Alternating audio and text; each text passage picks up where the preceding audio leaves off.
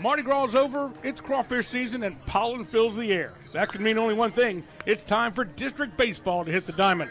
Tonight, it's the Prairieville Hurricanes hosting the Dutchtown Griffins in what is fast becoming another great rivalry here in Ascension Parish. It's the Hurricanes and the Griffins live on REV Game of the Week. It all began in 1935, a new era in telecommunications. Right here in Southeast Louisiana, born from the ambitions of several local families, with a clear vision and outlook focused on the future. Connecting people across 10 parishes, one household at a time.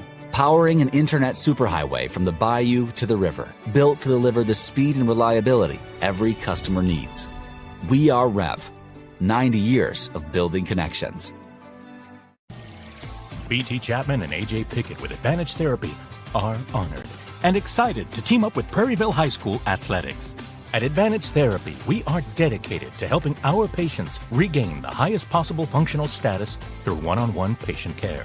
Advantage Therapy has spent nearly 2 decades providing both outpatient orthopedic physical therapy and occupational therapy to the people of Ascension and surrounding parishes. From all of us at Advantage Therapy, go Canes!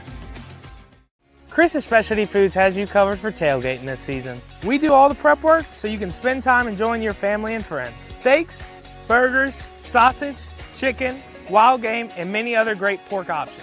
Our central location is now open on Wax Road behind the Walmart. And the new Highland location serves hot lunches and has a meeting space for your work team. New Orleans and Millerville are rocking as well. It's fast, affordable, and delicious. It's Chris's Specialty Foods. Everybody loves Chris's.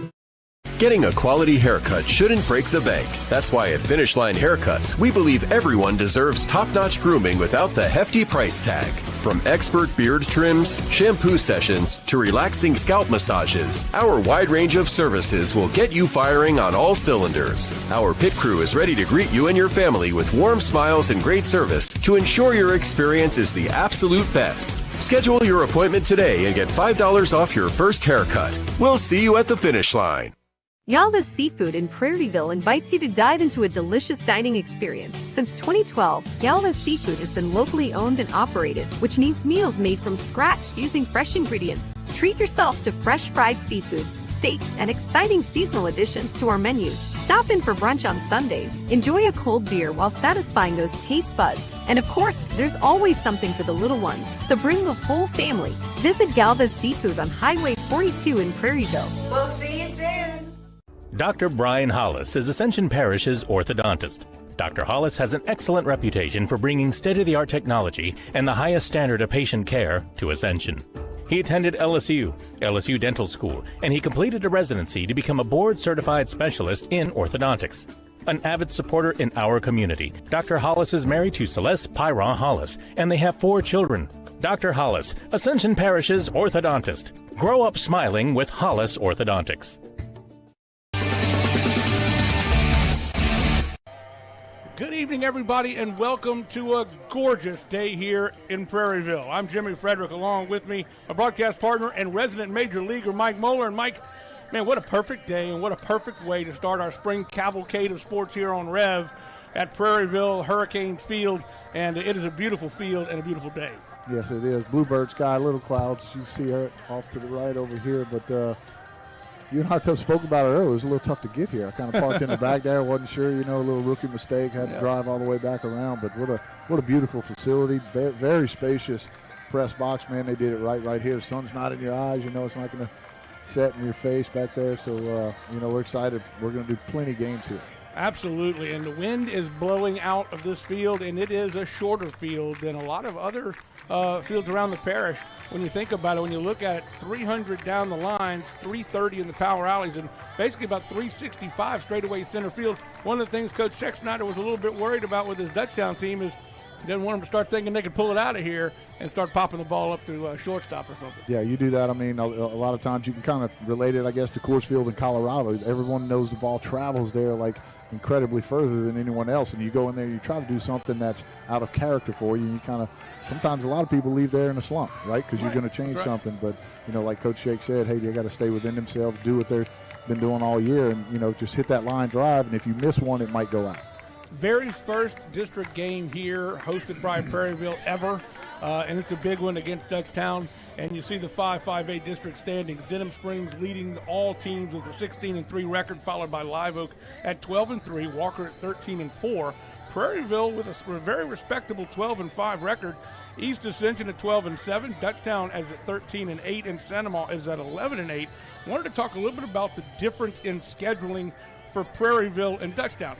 When Coach Cowan came in, he just got the job in May. He didn't know exactly who was even going to be on his team. He had to kind of really make some quick decisions on scheduling, and he said he did it on purpose. He didn't want to schedule this team really, really hard as their first ever baseball season, and I think he did a pretty good job of doing what he wanted to do there. Absolutely. I mean, he's coming in at 12-5. I mean, typically at this time in the season when we have this first 5-5A district game, it's kind of flip-flopped. Mm-hmm. You usually see the Ascension Parish teams on the top and the Livingston Parish teams on the bottom. You know, it's kind of flip-flopped, like I said, but the way Coach Cowan did it, I think, is awesome. I mean, you know, you're going to have a younger team. I mean, very few upperclassmen, juniors, and I don't even know if they have a senior. I'm not quite one senior on that team. Tonight, yeah. So, I mean, you know, you're starting, you know, from scratch. I mean, you're in the infant stages of not only the school, but your entire sports program and everything. So, kudos to Coach Cowan, like, you know, try to get on start off on a good foot. And it's not like a new coach coming to an established program where you've got the guys that have been playing together for a couple of years or more. You got guys from 5 different schools that you've had to meld together into a baseball team. And he said he is very proud of the way the guys have come together and playing as a team and really working together. Yeah, and with this first game, district game tonight, I mean, you have several Dutchtown players that were at Dutchtown last year on Prairieville's team. And I mean, we've been through it before. You know, when Dutchtown came in effect, I think 02, 03-ish or whatever, there were several East Ascension players that, you know, moved over to Dutchtown. And even back in 78, when Sanamaw became a school, a lot of the East Ascension players or whatever. So it's happened over the generations. Unfortunately, I've seen all of them. But, you know, it's got to be, you know, we know all these kids grow up playing ball together too. But, you know, once you get to a high school, that's kind of the bond thing or whatever. And then you kind of start to separate and you know, everyone kind of goes and does their own thing. So this is going to be a good one. I'm excited for this game. Our keys to victory for the visiting Dutchtown Griffins, they've got to limit the walks on the mound. They have a very deep pitching staff. They feel really good, but they don't want to give free bases to anybody. And the other thing is they want to make the easy plays easy. One of the things Coach Statesnet said is that we've got to make the routine plays as you normally would. So you can't take the eye off the ball, basically. Right. So, I mean, I'm looking at Dutchtown right here. They've given up 67 runs, but only 50 are earned. So that's 17 unearned runs. You talk about making the plays. That's it. Sometimes you don't. The flashy plays look good, and they make it might get in the paper or you know, an ESPN or something like that. But you have to make the routine plays. I mean, fundamentals wins games, right? Make the good plays, and then as far as the pitching goes, you want to be somewhere around, you know, throwing strikes. You want to be 2-1 strikeouts to walk, right? I mean, and you know, Dutchtown coming in, they have 71 walks, 124 punch outs. That's a little bit less than you want to be. That puts them, you know, around 100. They would need to have 142 strikeouts to be at that 2-1 ratio. So, yeah, I can see where he's coming from. You want to throw strikes, make them put the ball in play, and make the routine plays. On the other side of the ledger for Prairieville, don't let this game be too big. Don't make it be bigger than it is, and that's the reason that Coach Cowan is basically saying, don't let your emotions get away from you here. A lot of guys, 5 or 6 guys played on this Dutchtown team last year. So it's got to be a big deal. And, of course, they don't want to let crooked numbers get on the scoreboard for Dutchtown. Once they do that, it's going to be hard to plow back. And you see your coaches right there. Coach Sexsnyder in the purple with his back to us, and Coach Cowan played last 2 years with Smoke Laval at LSU, and then was 4 years with the Red Sox. Yeah, so, I mean, you mentioned, you know, don't let it be too big. You have 17 games under your belt as Prairieville, but this is 5-5-8. You've played, like I said, you've played with some of these guys, so you have some transfers. You know, they kind of went across Airline Highway there. But, again, just stay within yourself. I mean, you know what you can do. You just it's easier said than done. I mean, we've all been in that situation, right? But, I mean, this is district. So this game has just a little bit more, you know, adrenaline going, and you just need to be able to channel that as much as you can. 18th year for Coach Chris Sexsnyder at Dutchtown. In fact, only the second coach Dutchtown has ever had.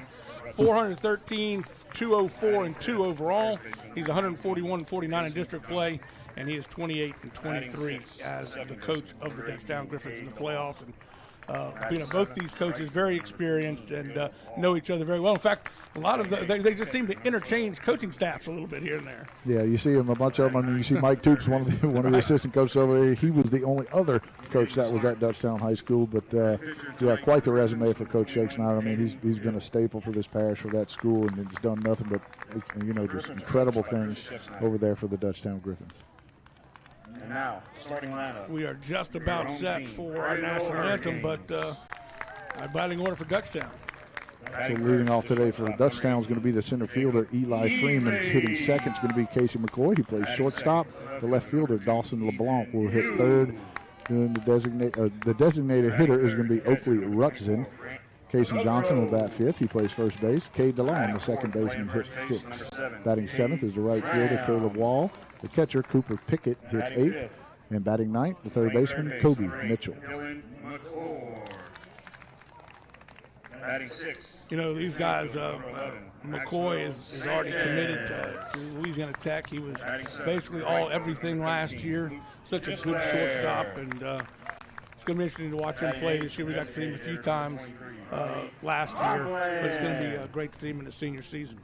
Yeah, you see McCoy out there. I mean, it seems like he's one of those guys that we kind of joke about the ones in college that get the COVID year and the red shirt and the medical red shirt. They've been playing for 8 years, but McCoy's been starting for Dutchtown for 3 years, but it seems like he's been here for like 7 years. I feel like he started when he was like 12 years old here. And we have our national anthem, and we will listen to this beautiful rendition.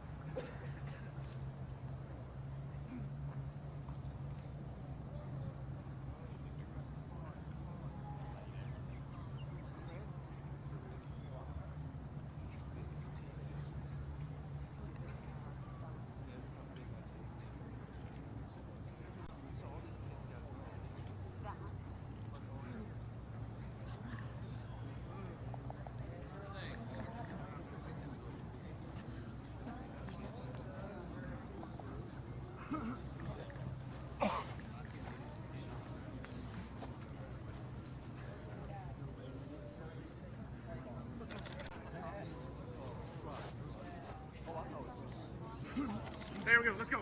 Play ball. Well, it was an excellent effort. Unfortunately, the national anthem didn't quite get played, but we still honor America, and we are ready to rock and roll. So Dutchtown leading off will be Freeman, followed by McCoy. Dawson LeBlanc will be battering third, and cleanup will be Oakley Rutson, the DH. He's batting pretty well at 454. Yeah, I'd say that's pretty good. Yeah, not bad. anything over three, mid threes is really good. He's over 450. Also leads the team in hits with 18.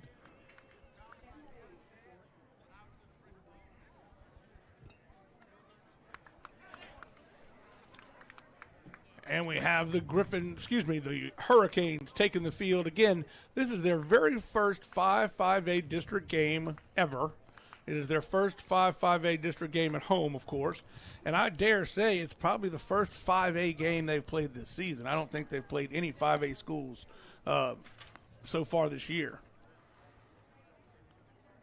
And looking at their schedule, they have not. They went 1-4 to start the season and then reeled off 11 straight. So that's not too bad. They did lose on Monday night at home at Christian 6-5 in a close one. Yeah, good club down there, though, Homer Christian. They put out some really good ball players. That's a very solid program. Not the biggest of schools, obviously, right? But, really good baseball down there. On the mound, Colton Morris, number 3. He's also one heck of a defensive shortstop. So Coach Cowan said he really had to move the lineup around a little bit. And looking at Morris, he's got a 1.31 ERA. He's pitched in 16 innings. He has allowed 23 hits, 7 runs. 3 of those were earned. 16 strikeouts to 6 walks. That's not too shabby. Yeah, we talked about the 2-to-1 ratio, right? 12-6 would be pretty good. So he's above that. So he's been throwing strikes like he's supposed to. I mean, the 1.31 ERA, I mean, that's kind of speaks for itself. 3-0. No blemishes on that right side of that record yet. And our first batter of the first district game, and is pounded, well, I say pounded, it's popped up into shallow center field, and easily making the catch is Maxwell Sanchez, the right fielder, also one of their better pitchers.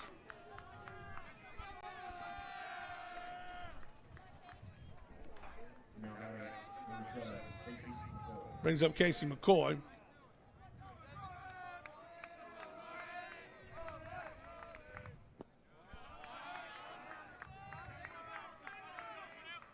One ball, no strikes. Again, it's Morris on the mound.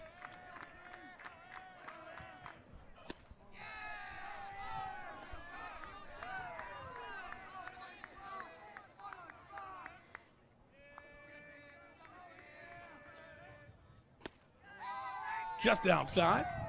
3-0. Top of the first, one out here. We'll get to your defense in just a second. Strike on the outside corner. Expect Morris to throw a lot of fastballs, a hard slider, a little bit of a changeup, but doesn't have a very good breaking ball. And this one is popped up into very shallow center field. Had to fight the sun for the second out. Yeah, so defensively for the Hurricane tonight, in the outfield from left to right, Ethan Pugh, Maxwell Sanchez, and Luke Gisclair. On the infield, third base is Dylan McClure, shortstop Jacob Easley, at second base Brennan Buckner, and at first base Cade Schramm. Battery today for the Hurricanes doing the catching, Grant Gotro, and on the mound, Colton Morris.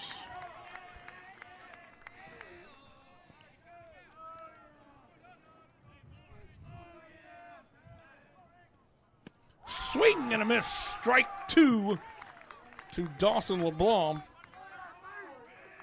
Good job by Morris, by the way, going 3-0 on McCoy, coming back, pumping a strike, and then keeping that ball a little bit elevated. Getting McCoy to pop that 3-1 pitch up.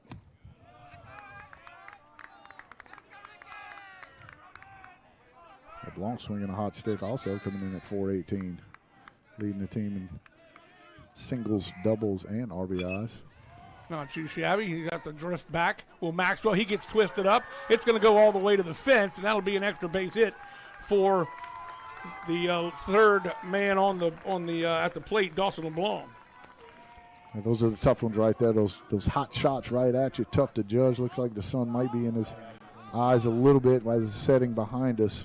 You don't know if that ball's, especially off that left-handed bat, it's supposed to kind of tail away, but if you just got around it, it might hook. So tough to get a good read on those ones right at you.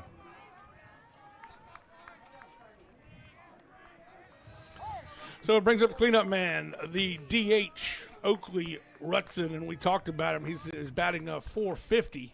This pitch going to be a little outside on a changeup. So the first man on is Dawson LeBlanc for the Griffins after two pop-outs to lead things off and Easley and McCoy. Excuse me, Freeman and McCoy.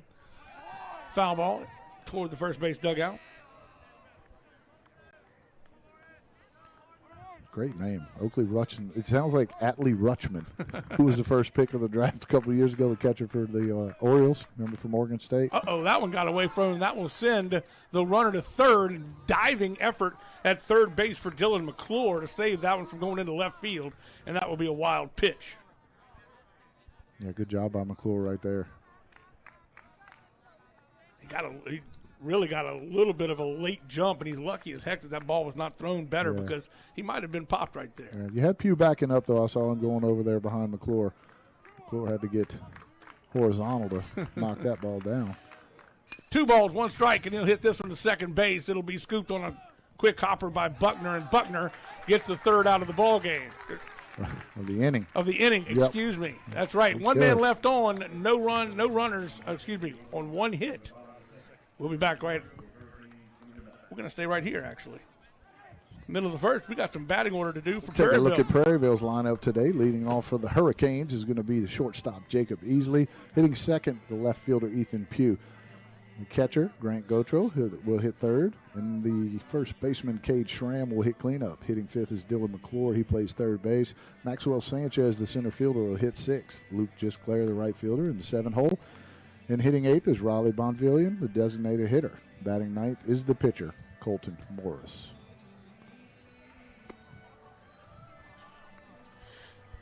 On the mound, Caden Hill. He was 5-0 last year. He's a 6'5" senior, committed to Southern Arkansas. He is 2-2 this year.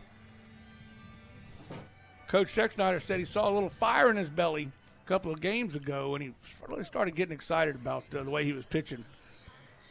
Good stuff, great frame. That's what you kind of call eye candy, right? I mean, that's 6'5", room to put on some weight, get a little bit stronger. I mean, he comes in with a 2.80 ERA. I immediately look at the strike to walk. He's more than 2-1 there, so that's exceptional. He's got a 2-2 win-loss record. He's only given up 14 hits in 20 innings, so he's a strike thrower, but he's kind of stingy with the base runners that he gives up. Jacob Beasley steps to the plate, first time in a 5-5A district contest. He takes the first pitch for a strike.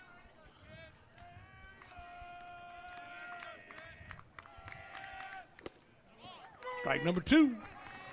2 paintballs right on that outside corner. Good start for Caden Hill.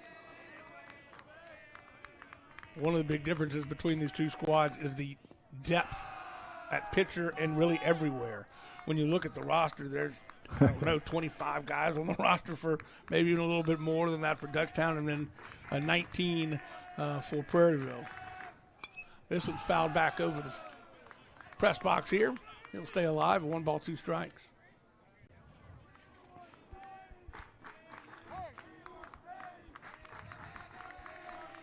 In the bottom of the first inning, no score as of yet. Changeup doesn't hit.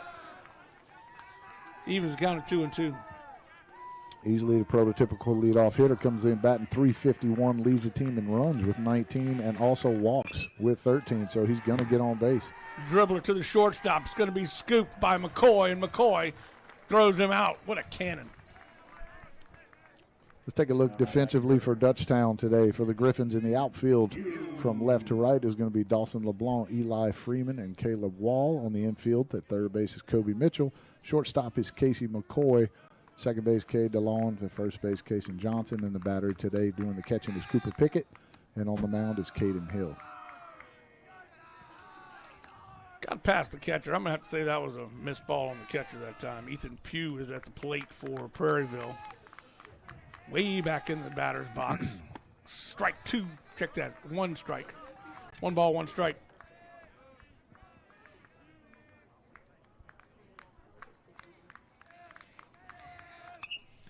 Popped up. Out of play. 1-2. You can expect Hill to throw upper 80s, maybe touch 90, and this one's going to be fouled out of play and almost hit somebody. That was really close. To right on the noggin. But luckily no one injured, no harm. It was a foul, but no harm, no foul. Stays alive at 1-2. Those are the ones you're probably better off not moving because you usually get yourself in trouble. It would have been nice if somebody might have directed her a little bit. Yeah. Inside. Backs him off the plate a little bit. Ball 2. And I was asking Coach Shake if once he gets to college, if they're going to be able to put a little more velocity on that pitch. Good pitch. Strikes him out. And just like you were saying, they'll be able to put some meat on him. Yeah, absolutely. I mean, it's just a whole different regime. When you get to college, you still have to go to class, but it's baseball. Baseball's your life. Baseball's every day. There's no, hey, it's football season, we don't go to the baseball field. Yeah, you go to the field every single day. Grant Gotro steps to the plate. The catcher batting .418.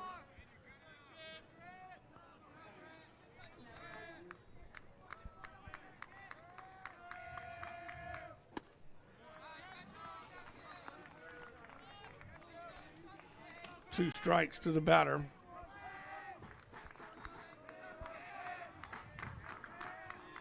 .62 plate appearances, Check that 55 at bat.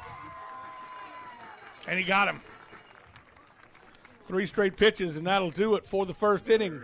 No runners left on no hits, and no runs, of course, score. We'll be back right after this. You are watching the REV Game of the Week.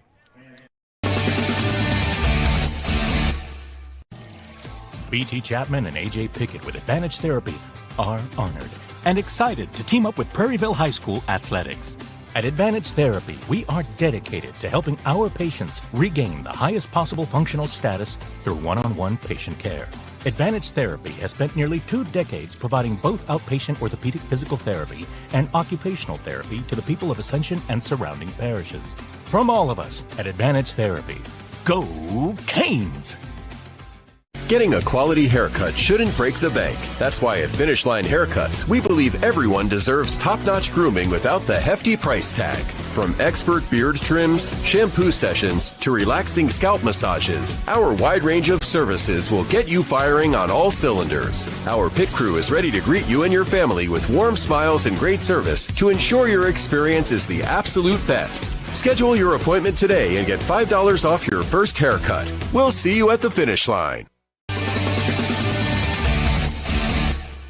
We are back to start the second inning. No score in this first district game for both of these teams.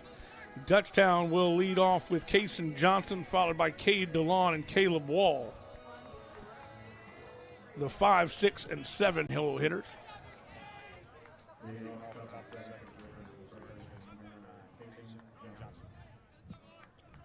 Colton Morris will toe the rubber. And we're underway in the second. A little low and outside. Not a bad pitch right there. Also breaking ball, trying to get ahead. Just off the dish. Swing and a miss. Strike one.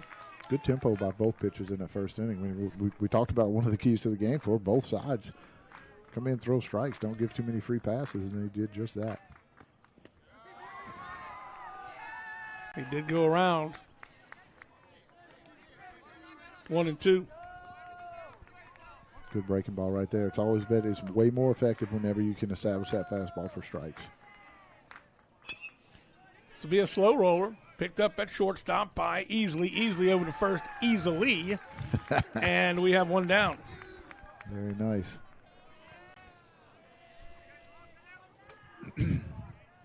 So you see Morris keeping that ball down, and like I alluded to, just a second ago, that breaking ball is so much more effective. You don't even have to throw it for strikes a lot of the time whenever you can establish that you can locate that fastball for strikes. They have to protect against that.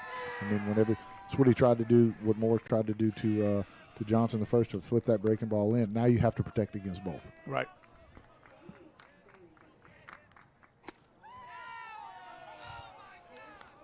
He has been effective so far. 1 ball, 1 strike. We've got 1 out. We're in the top of the second. A little bit low that time. It doesn't look like the Dutchtown hitters are overswinging like Coach Hexnider was a little bit concerned about. But they're being aggressive when they can at the plate. But Morris is doing a good job keeping them off balance. Yeah. Might have expanded the zone maybe a little bit in that first inning. We saw a couple hot pop flies on the infield. That's a hot shot. Foul ball. Just missing third base bag.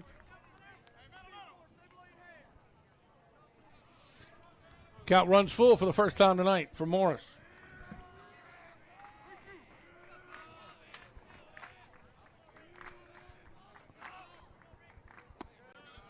A little bit high, and he'll deliver his first walk of the ball game.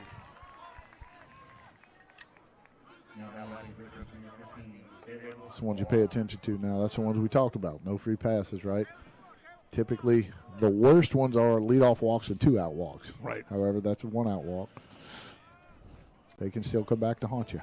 Well, Coach Cowan knows that they're going to be very aggressive on the base pass, and that was one of the things. If they do give the walk, they don't want to give up another mistake in the field to allow that walk to come back and hurt them. Right. Cade DeLong is second on the team. He's got 7 bags already, so look to see Cade try to get a good little jump right here. A little spin and throw to first. Caleb Wall's at the plate, the right fielder, batting .289.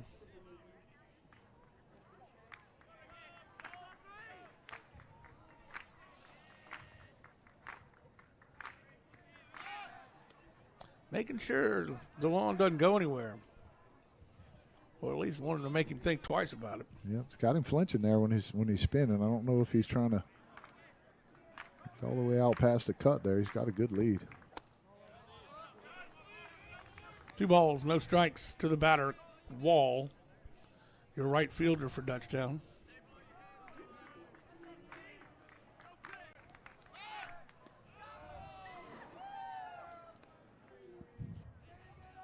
Wall has 13 hits, a double and a triple.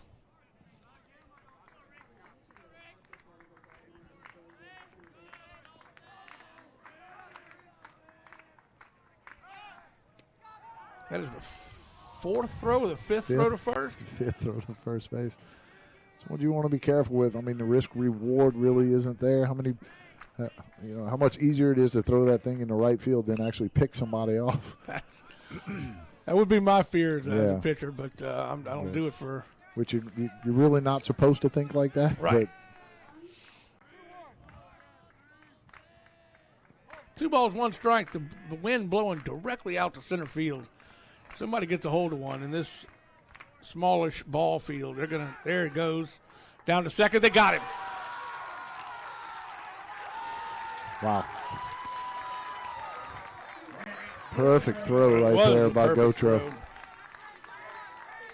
Led him right into it. I think DeLon might have thought that ball was going to skip a little bit further away from Gautreaux than it did, but Gautreaux pounced on that ball, picked up short, quick throws. You see it right there. Nailed Slid right into the tag. And that is how you draw it up. So 2 outs now. And they effectively erase the walk. The walk, I was just about to say. So 1-out walks aren't the worst. Still Caleb Wall at the plate. 3 balls, 1 strike. And I'm unclear. The umpire, which I wish we had his name. We don't have his name, but talking things over with Coach Cade Cowan.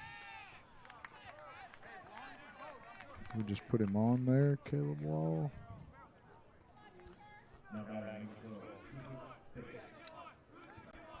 Okay. It's on the first, so with 2 outs. So they give up another free base, and they'll see if they can erase it again. This one is going to be popped way out of play over the press box. The shadow is starting to creep across the right field side, the left field side of the diamond, the third base side. But you couldn't ask for better. And they do have another game on Saturday. I'm not sure they're going to get to play that one. Again, keeping the runner in Wall at first base is Morris. He definitely does not have as big a lead as DeLon did.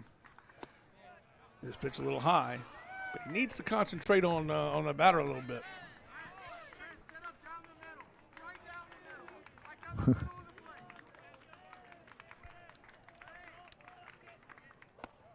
Throwing to first, and it gets through. Couldn't scoop it as Schramm, and that will give Wall second base. He was way off the bag and leaning towards second. Yeah, had him probably if you make a good throw right there. But I'm with you right there. I mean, you have 2 outs. Gotta work on that hitter because if you lose this guy, then you automatically put him in scoring position, right? That's it. 3 balls, 1 strike. 2 outs. We're in the top of the second. No score as of yet in this 5-5A district contest. The first for both of these teams. And he'll issue another walk. So that is 3 walks in this inning. And they will have a little meeting at the mound. So as effective as he was in the first inning, Morris has lost a little bit here. And I don't know if it's in his head a little bit that he's got to throw to first base. And it's kind of gotten away from concentrating on the batters. Or is it just one of those, just a ebb and flow of the ball game? It's probably a little bit of both. Yeah, you get 2 outs with nobody on, right? And then you make some good pitches to DeLon, but end up walking him, and then you kind of get, distracted, maybe trying to throw, a couple maybe too many picks over there, and then you kind of forget about your main priority is to get that hitter out. Right. I mean, even if you walk the first guy of the inning, if he steals second and you get the batter out, that's 1 out, man on second. If he steals third and you get the next batter out, you got man on third, 2 outs. Mm-hmm. He's not going to steal home. You get the hitter out, it's 3 outs, and he doesn't score. So you kind of, you know, you want to let him know you're thinking about him over there, and you want to give your catcher a shot to throw him out, you know, keep him close and stuff like that. But as far as priorities go, that hitter is the guy you're trying to get out. Well, let's see if he can get his priority straight here, as this one's a little bit inside, ball 1.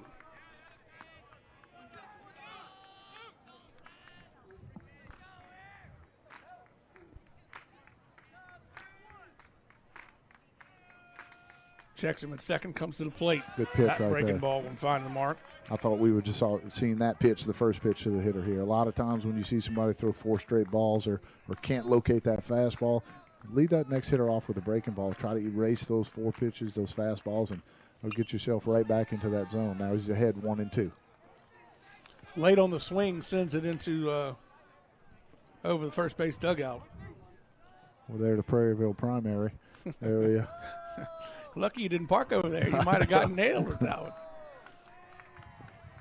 Ooh, good job by Gautreaux, the catcher, to stop that ball. You see that pitch there? It looked like he tried to overthrow it a little bit to me, right? So if you pay attention, though, that curveball, he was a little tardy on the curveball, fouled it to the right field. So when you're throwing this next fastball, you don't have to put anything extra on it. You know, he's already telling himself to sit back so that fastball will get on you a little bit quicker. Working Gautreaux behind the plate. Runs the count to full. 3 balls, 2 strikes. 2 outs. 2 runners on. Wall is at second. Pickett's at first. By the way, this is Kobe Mitchell at the plate. Probably should have mentioned that a little earlier.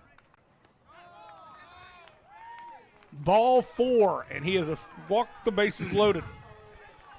So you've got 3 ducks on the pond. Wall's at third. Pickett's at second. And Mitchell is at first. We're back to the top of the order.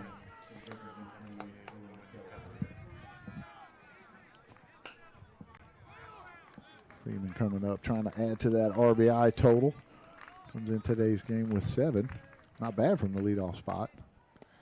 Batting .314, and he hit the ball pretty hard to start the game. It was just, well, I'll say that. It really wasn't that hard. Middle of center field. But he did hit it. Put the bat on the ball. Yeah. If he gets it up a little bit, barrels it up. And all of a sudden, I say not all of a sudden, but this inning, Morris can't find the strike zone.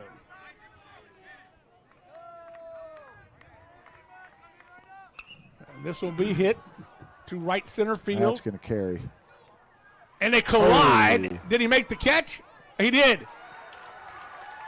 It was Gisclair and Sanchez colliding. Gisclair makes the catch from right field, but he took out Maxwell Sanchez, and he's still down. Yikes! Great catch, but that's dangerous. Great catch. I mean, you see that often, right? I mean, you try to communicate, but these guys, I mean, the adrenaline's pumping. They don't want that ball to hit the turf, and we'll take another look at it here. Both of them, absolute full speed. Gisclair and Sanchez. Boom! Collision. Gisclair comes up with it. Great job holding on to that ball. Sanchez standing up now. Probably got the wind knocked out of him.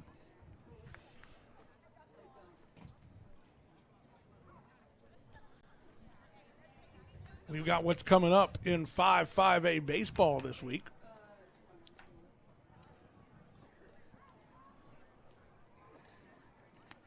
Lots of things happening. There we go. Yeah, you see us right there tonight. That's our game. We're doing the Dutchtown at Prairieville. REV game of the week. You got East Ascension traveled to Denham Springs. Walker is at Live Oak. That ought to be a good one. Those 2 teams, kind of like some of the rivalries here in Ascension Parish. And then you have Santa Maria traveling to French Settlement this Saturday, weather permitting. Like you said earlier, Prairieville will be at Dutchtown. Denham will go to East Ascension. Live Oak at Walker. Pretty much a flip-flop of everything except the Santa Maria, because St. Charles Catholic will travel to Santa Maria to play the Gators. And Maxwell Sanchez coming off the field, and we're glad to see him up and on his own power, and looks like he's probably going to be okay. Dangerous play out in right center, but they managed to get out of a difficult situation when they had the bases loaded, and he just walked 3 in a row. Absolutely. I mean, Morris, good. I mean, he walked the bases loaded, but look, he made the pitch when he needed to, you know. Actually walked 4 in a row. Yeah, you're right. Got one cut down at second base. So we'll lead things off with the first baseman, Cade Schramm, batting .344, followed by Dylan McClure, the third baseman, and Maxwell Sanchez. That will be the 4, 5, and 6 hole hitters. Maxwell Sanchez, presuming that he is going to be able to bat. I would imagine he is.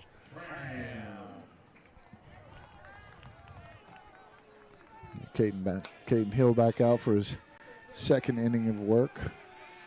Very efficient. That first inning. 1, 2, 3 with a couple punch outs.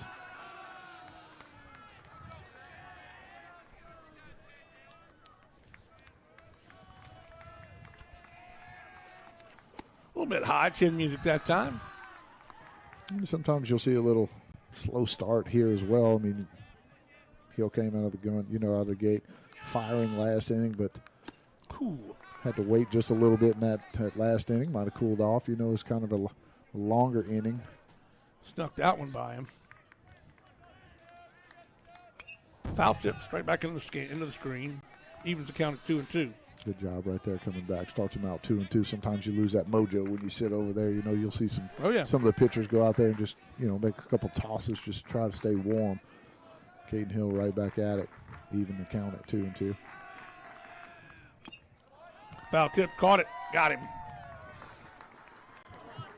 And that will do it. Another out for Hill. 3 strikeouts in a row. Dare do we say that's a turkey? That's a wrong sport, right? So. Man, a lot of bowling going on around Baton Rouge this weekend, from what I gather. A little inside, ball 1. Got the, I don't know if it's the international or national bowling tournament at Centralplex. Okay. It's not Centralplex anymore. River Center. Hadn't been Centralplex in 35 years. But I still call it the Centralplex. Yeah. Strike 1.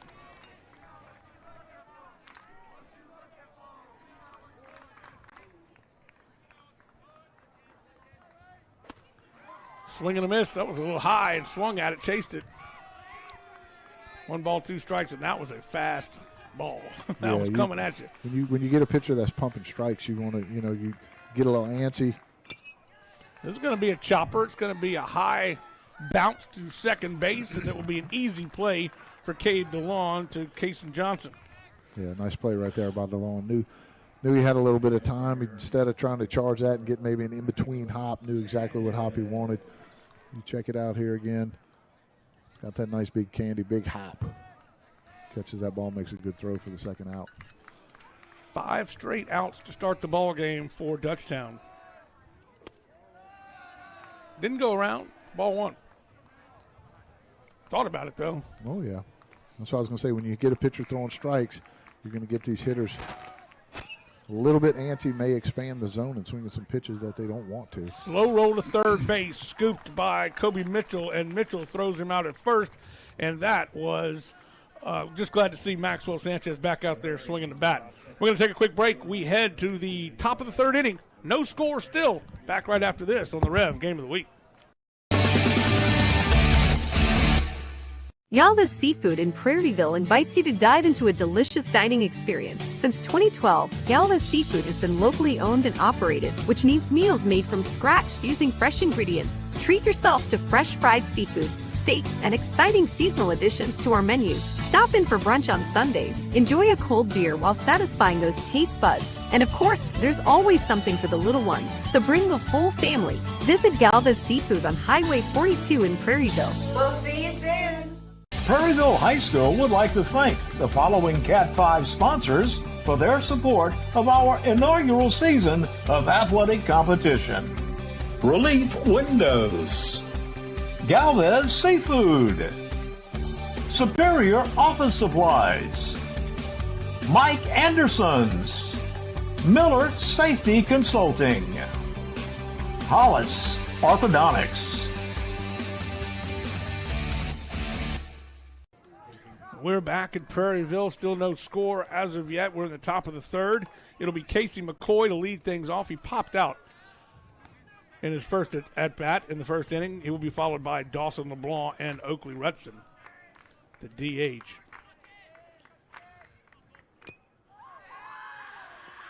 Little breaking ball. Had McCoy out front there. Kind of got him caught in between. Looked like he was cheating on that fastball and got the bender. We have had one hit today so far for either team.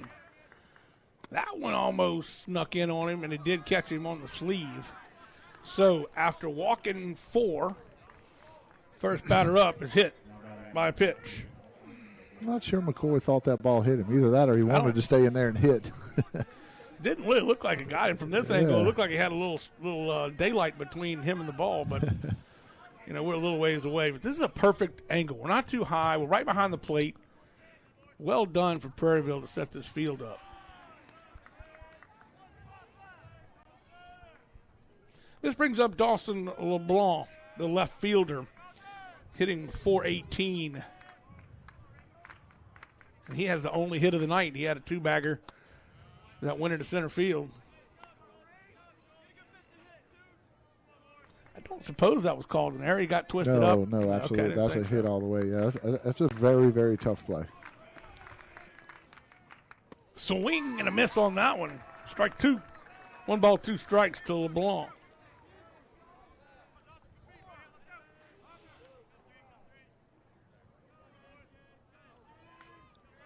Spins, throws to first. Not much of a lead that time for McCoy.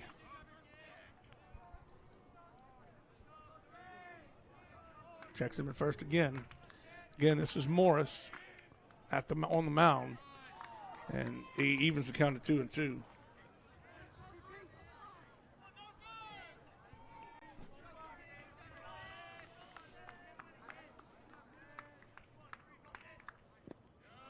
Still having trouble finding that strike zone. Full count. The issue with Prairieville is that their pitching staff is very thin. They have 3 or 4 guys, and what Coach Cowan said is basically, you know, they expect Maxwell Sanchez to pitch on Saturday, and he's going, and if they hit and run, it'll find the fair ball in right field. It's going to roll all the way to the fence. That is going to score McCoy from first base, and it'll be a double for LeBlanc.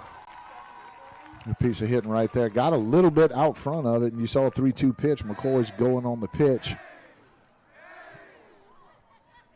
A little bit out front. He pulls that ball down the line.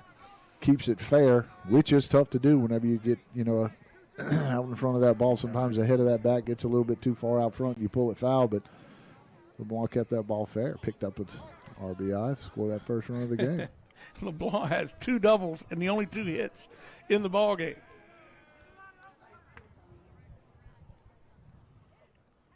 High and inside. Ball 1. This is the DH, Rutson. Again, hitting .450, batting from the left side.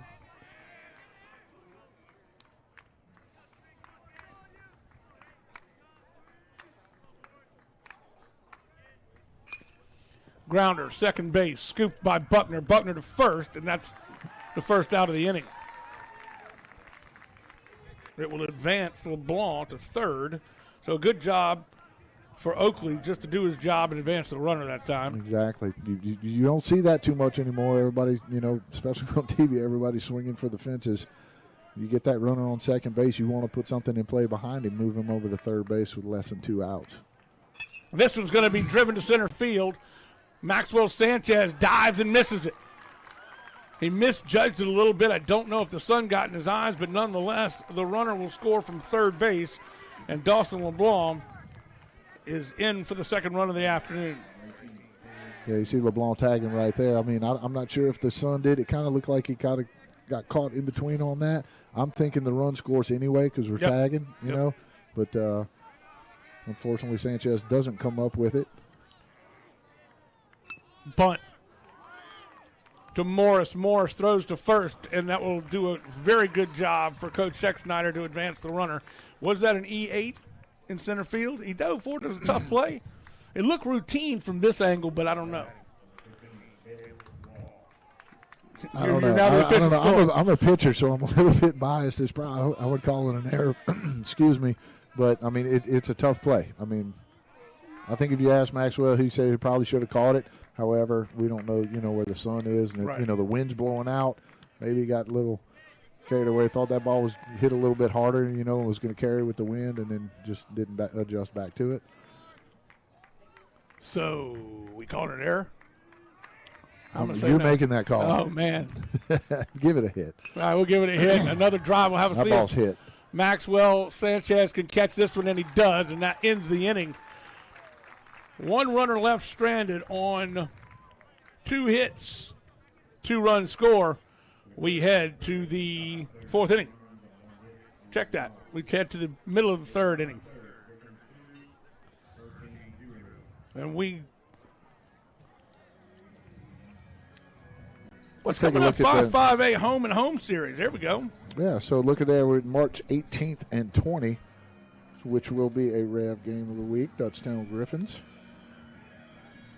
We'll be at, that'll be at Dutchtown. I'm sorry, I'm trying to read this from way back here. And then 27th and 29th of March, you'll have the Denver Springs home and away. April 1st and 3rd at Walker, and then host Walker. Same thing on the 5th and the 8th with East Ascension. That will be a REV game of the week. First one will be in Gonzales at East Ascension. Second one will be at Dutchtown. And then on the 10th and the 12th, you're going to wrap up with Live Oak, who I think right now maybe 1, 2, or 3 maybe in the top 25 in the States. I saw something the other day. So it'll be it's going to be a tough series to finish district with.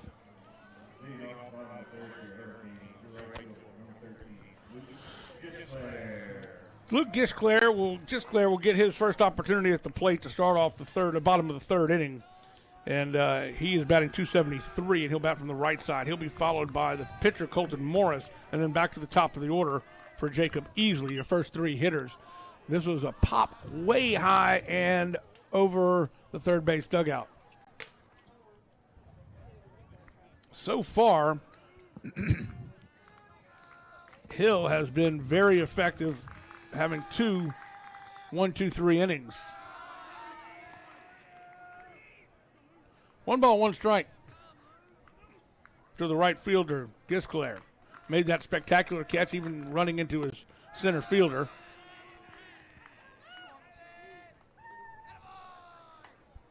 To end the 2nd inning, or to end the top of the 2nd. Right back into the screen, evens it up at 2-2.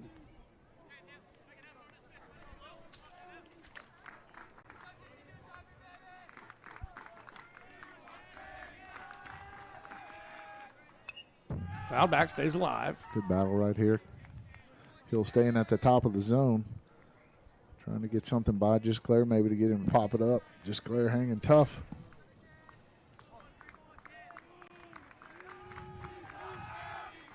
Ooh, the bender. That is 4 strikeouts now for Hill. That's such a great pitch if you can throw it for a strike. You've been throwing the fastballs at the top of the zone, and then you're going to start that same pitch there, and the hitter's like, I'm going to lay off it this time, but then it just breaks right over for strike 3. Riley Bonvillain. And what a diving catch from center fielder Eli Freeman. Covered a lot of ground, dove for it, and makes the grab, and it looked like it was going to be a fairly easy hit. And look at this play. What an effort. He closed fast right there, huh? Golly, that ball was more off the end of the bat. I thought it was going to carry a little bit more, but it didn't. Freeman read that ball perfectly. Did the only thing he could do, lay out and make that grab. Great play. This will be the pitcher, Morris, batting 9th. Hits .222. Again, if he's not pitching, he's out at shortstop. Very good defensive shortstop is Morris. This pitch outside, 2 balls, no strikes.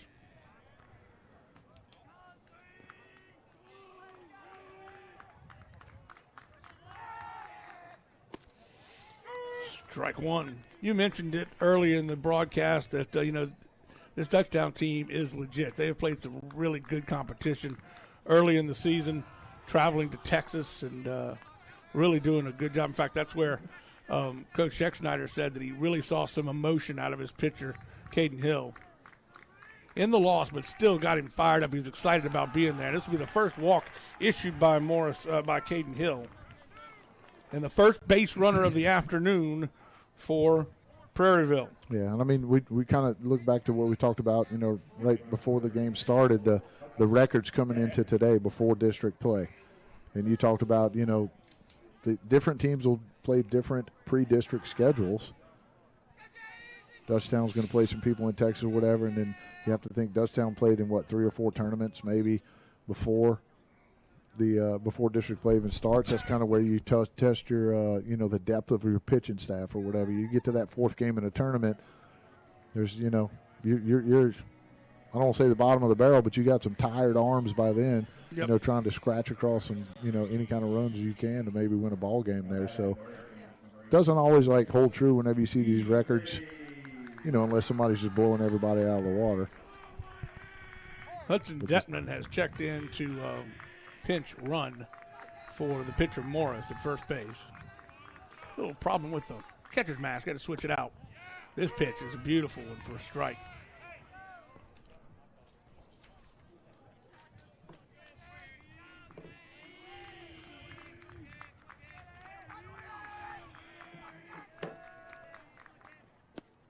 Inside, ball 1.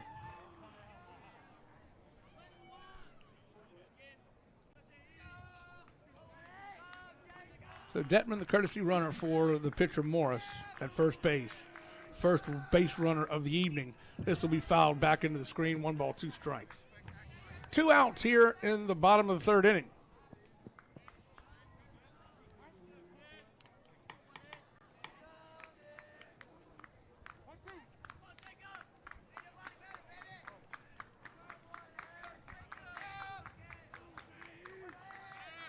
Runner's going. It's a high looping fly ball in foul territory. He has a play on it at first base, and they make it just inside the gate there, the fence. And that will do it. Another 1-2-3 inning. 1 runner left stranded on no hits, no run score. We'll be back right after this. You are watching the Rev Game of the Week. Dr. Brian Hollis is Ascension Parish's orthodontist. Dr. Hollis has an excellent reputation for bringing state-of-the-art technology and the highest standard of patient care to Ascension. He attended LSU Dental School, and he completed a residency to become a board-certified specialist in orthodontics. An avid supporter in our community, Dr. Hollis is married to Celeste Pyron Hollis, and they have 4 children. Dr. Hollis, Ascension Parish's orthodontist. Grow up smiling with Hollis Orthodontics. Prairieville High School would like to thank the following Cat 5 sponsors for their support of our inaugural season of athletic competition.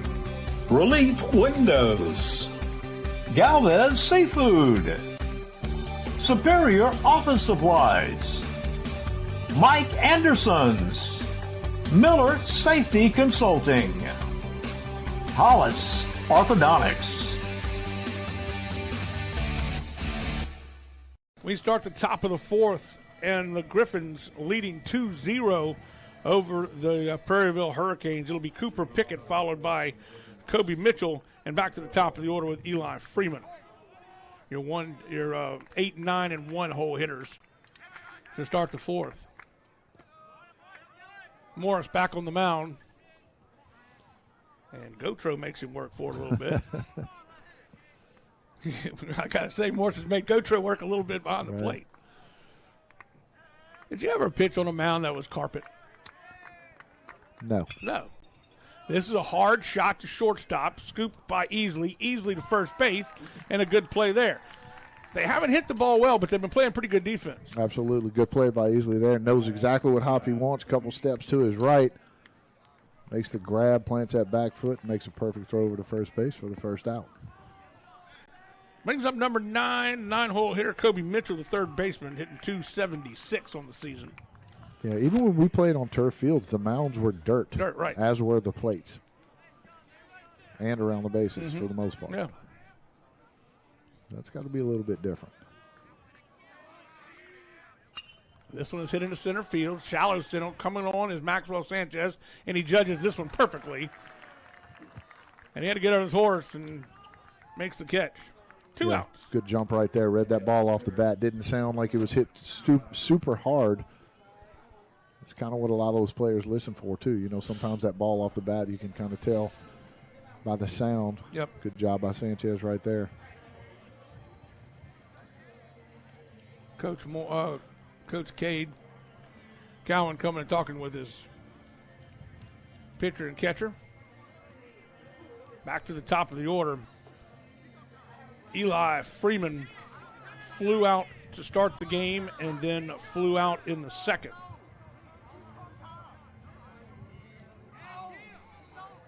That was the third out of that long inning where there were 4 walks. Got a little discussion going on here. I'm not sure what happened. Coach Cowan's getting a little heated. Coach Cowan's not a small man. He's a very large man, can be intimidating. Not sure what's going on still, though. But he is not happy. And he's pointing toward third base. I don't know if he's pointing toward the third base coach for Dutchtown or. I don't know. Maybe.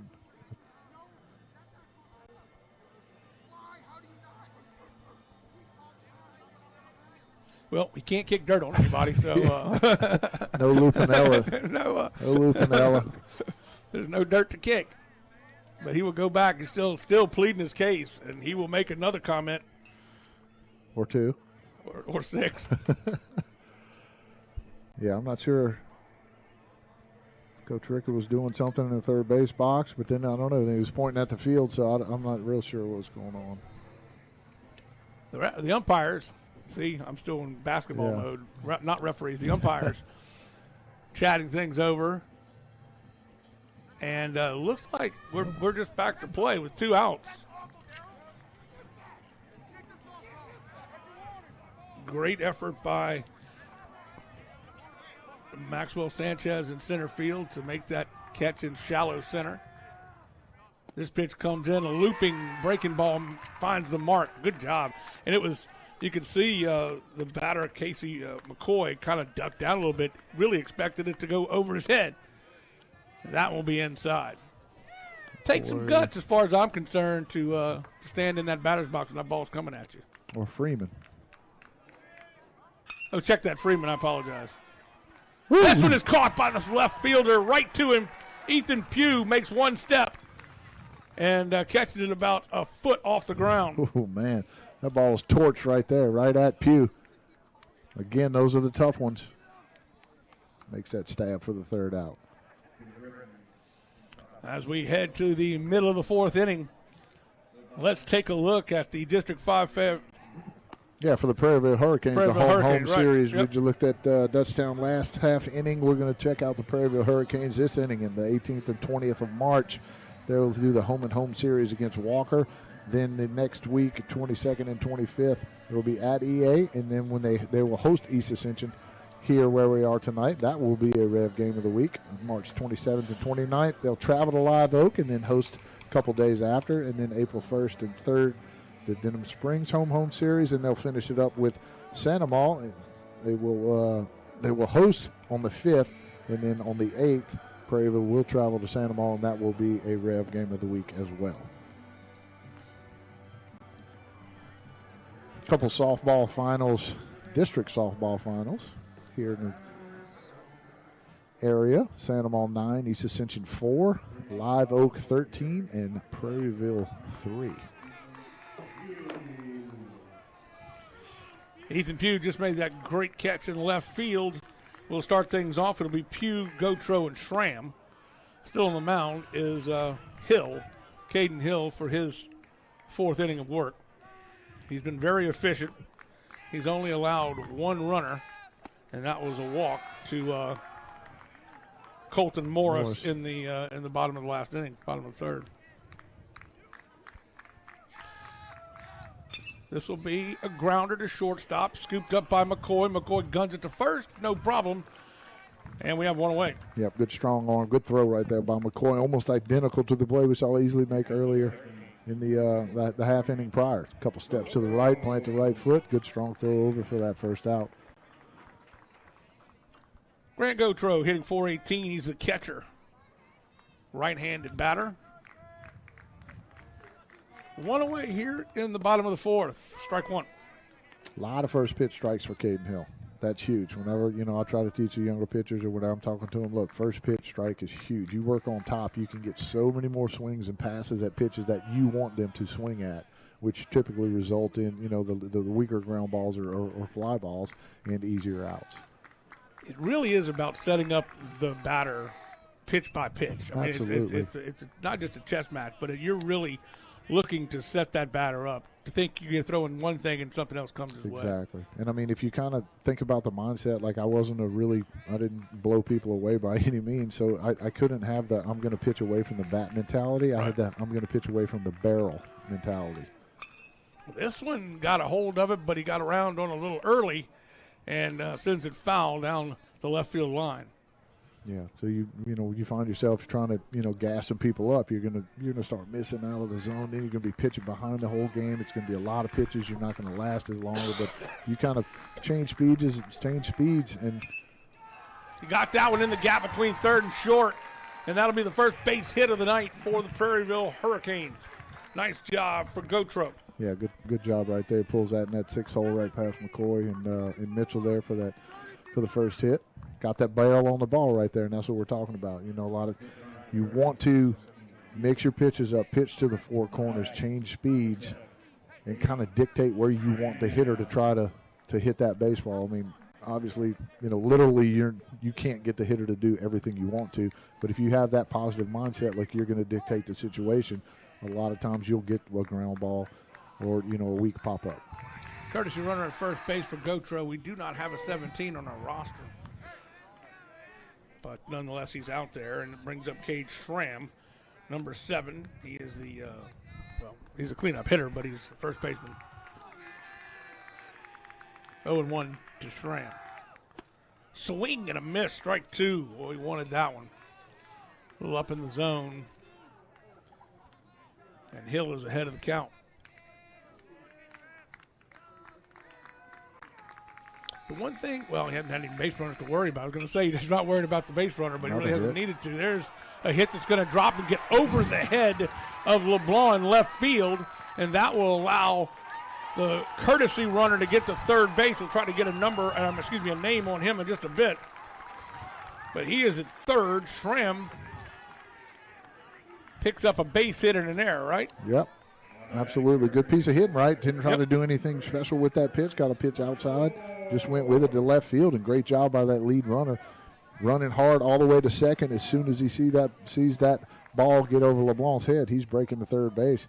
Schramm follows him to second. So 2 hits in a row, the first 2 hits in the game for Prairieville. Courtesy runner is going to be number 17, Liam Watkins. Thank you, Liam Watkins. Good job by Liam, keeping his eye on that play in front of him there in left field to be able to take that extra base.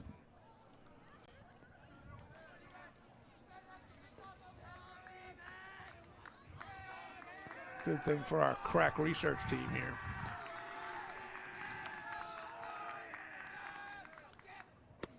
This breaking ball finds the mark.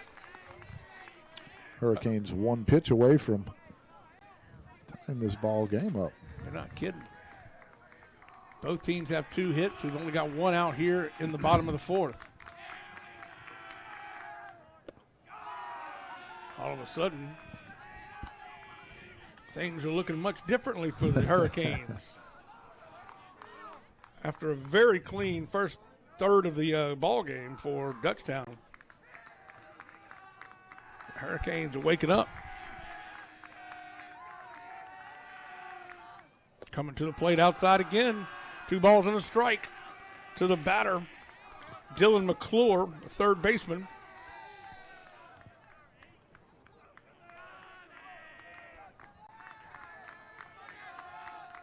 Watkins is the courtesy runner at third base. He came in for Gautreaux, who is playing catcher tonight, and got the hit. This one's outside, brings up 3 balls and a strike.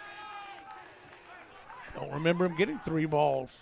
Maybe once at one other time. He did walk one. Yep. He did walk one. He walked Colton Morris. but it's been very few and far between here. Very efficient pitching so far for Hill. And this one will load the bases. Wow.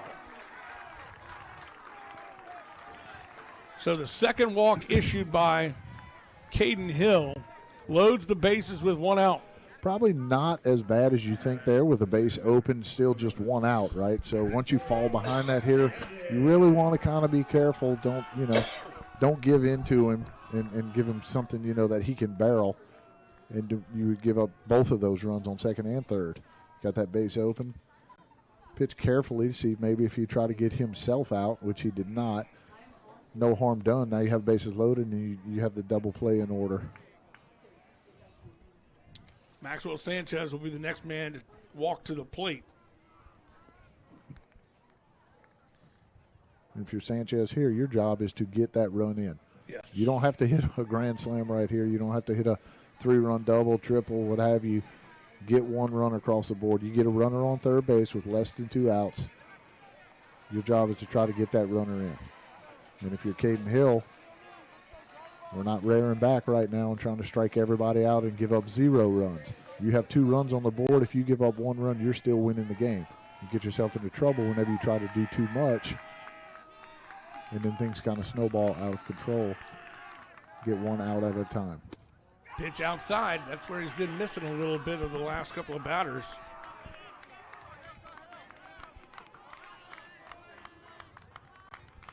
Sanchez batting .375. Outside again.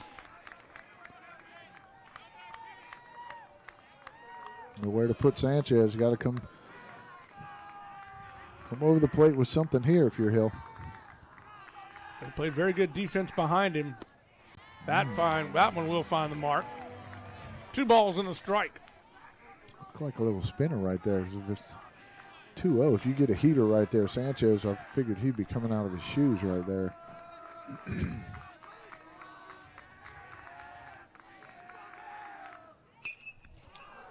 Foul ball down the right field line. Boy, thought that might slice fair, but it did not quite get around. It had visions. It took a peek. It did take a peek. Not evened up at 2-2.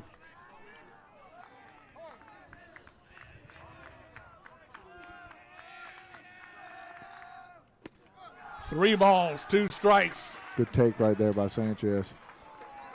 The ball looked like a strike for a long time. Good breaking ball by Hill. Good job by both sides there. This pitch is fouled off again. A little bit late on that swing.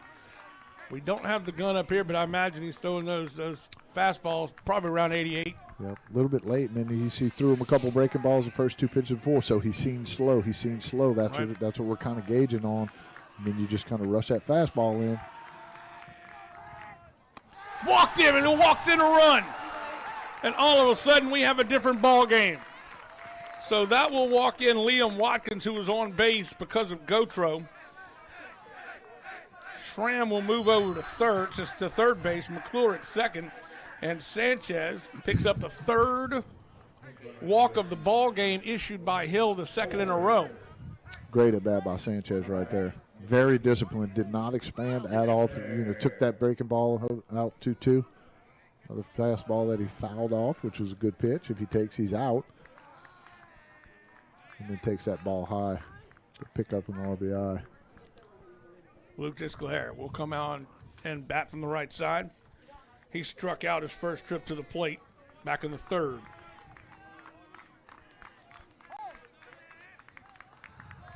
Sixth batter right here in this inning. Hill rears back and throws another high one, ball 1. Still only 1 out. Bases loaded. The complexion has definitely changed here. This pitch is high for the 2nd straight ball.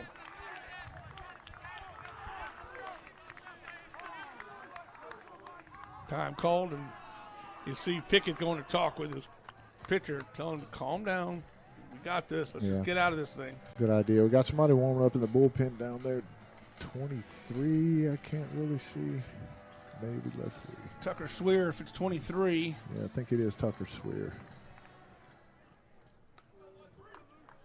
Getting hot down there in the pool, in the pen. Good job by Pickett right there. Oh, here comes Coach Tomplay. Swear's a junior, and it may be time. Yep, made the call. It's going to be Tucker Swear coming in. Swear, the junior, comes in with an ERA of 1.97. He's got 10 innings pitched on the year. Win-loss record of 2 wins and 0 losses. Giving up 6 hits in those 10 innings. And we got 4 strikeouts and 6 walks.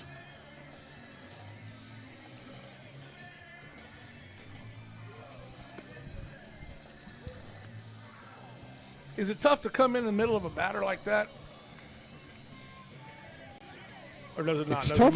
It's tough anytime, but I don't know. It depends on how you look at it. Because if you come in and you walk them, it's really not your hitter. It's the other guy's hitter, right? But you're not supposed to. What kind of team player thinks like that? Exactly. But, yeah, I mean, for me, it was like, look, I want to bail it. I want to help this guy out so bad that sometimes you put a little more added pressure on yourself than need be, instead of just going in there, kind of making your pitches. You're like, I really want to hook this dude up and get this guy out,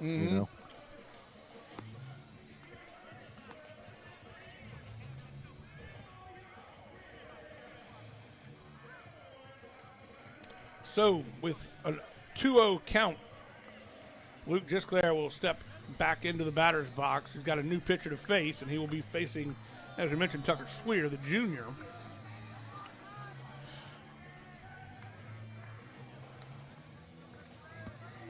But the Dutchtown Griffins have a deep bullpen, so, worst comes to worst, they have guys they can go to, as you see right here. 1 run is scored on the walk. That was Liam Watkins, who scored as a courtesy runner from Gotro. We have 3 men on. Schramm's at third, McClure's at second, and Maxwell Sanchez is at first. 3 balls, no strikes. That was the first pitch by Swear. Swear will deliver a strike here, and it's 3-1.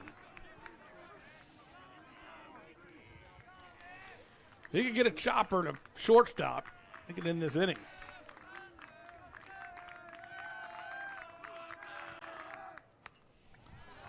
Ooh.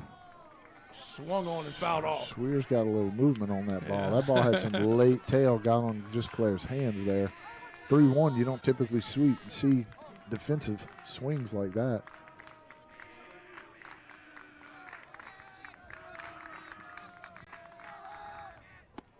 Ball 4, and we've got a tie ball game. He came in a tough spot, did Swear. Was able to get a couple of strikes, but in the end, that will be another base on balls and another run to tie the game for the Prairieville Hurricanes. Yep. Good job by Gisclair right there, laying off that pitch. That's just a little bit up out of the zone. Could have easily made a pass at that. This will be Roddy Bonvillain. Flew out to center field, his only trip to the plate. This is inside. I want to say something, but I don't want to jinx it. We'll hold off. And if you don't think there's such a thing as an announcer's jinx, well, you haven't been watching much. You better believe it. This one's driven into right center field, and to make the catch. No one will tag, as it was in shallow right center. And we have 2 away. Sounded good off the bat, though. Yeah, that ball was hit pretty hard. Bonvillain has hit the ball both times. He's been at the plate. Yeah, normally you see the runner go back to third with 1 out and try to tag on that. I don't know if it got caught in between there. I'm not saying he could have scored anyway, because right fielder Wall was charging in on that line drive to begin with. Would have been probably a bang-bang play at home plate. Morris, the pitcher, steps up to the plate. He was the first base runner of the game for Prairieville back in the third with the walk.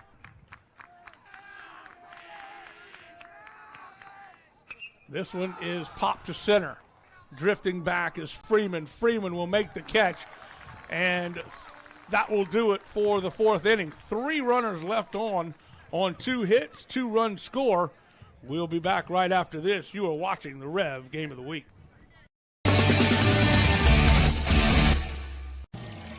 BT Chapman and AJ Pickett with Advantage Therapy are honored and excited to team up with Prairieville High School Athletics. At Advantage Therapy, we are dedicated to helping our patients regain the highest possible functional status through one-on-one patient care.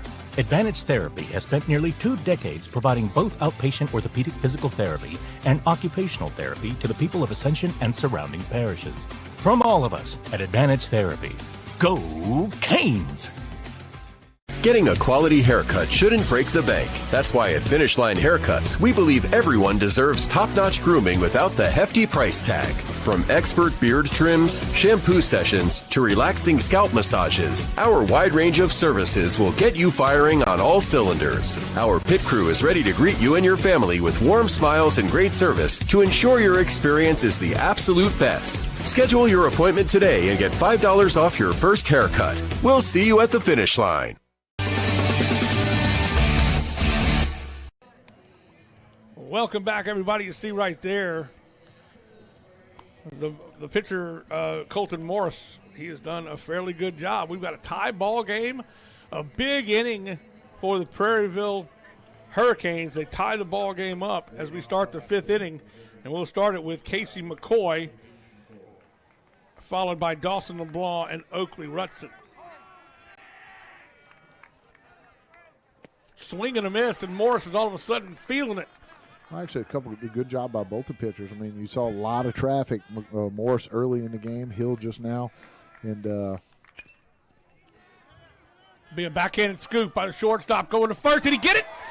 Wow! Time. What a play! What a play by Easley. Easley. That one was not easy. Golly, you got McCoy flying down the line there. Good stretch by Cade Schramm, too, to make that grab. Good strong throw by Easley right there. That's a quick plant and throw. You have no room for error, no bobble, nothing. Excellent play by Easley there. Inside pitch that time. Back to what I was saying, we saw a couple jams. There was some traffic on both sides, but the damage was limited. A lot of times you talked about crooked numbers earlier in the game before we even started. Try to stay away from those. And if you can get in those bases loaded situations, no outs, 1 out, if you can get out of there with only 1 or 2 runs, you're going to keep yourself in the ball game, and that's exactly where we are now, tied at 2-2. 2 balls, no strikes to the batter. This is a little high, a little chin music. Say welcome to the big league, son. This is Dawson LeBlanc, the left fielder, and he will take the walk. I think Morris dropped down a little bit on those last two pitches. Not sure if he was trying to maybe sink something away.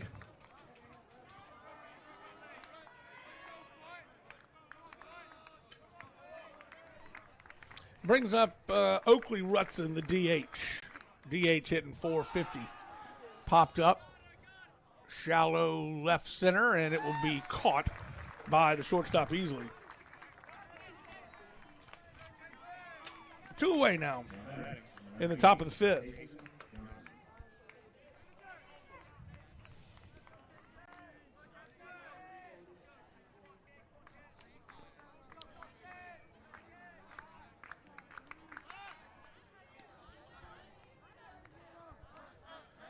Kason Johnson now at the plate, the first baseman. Again, Morris is thinking about that first base runner. Held him on that last pitch and throws the ball here.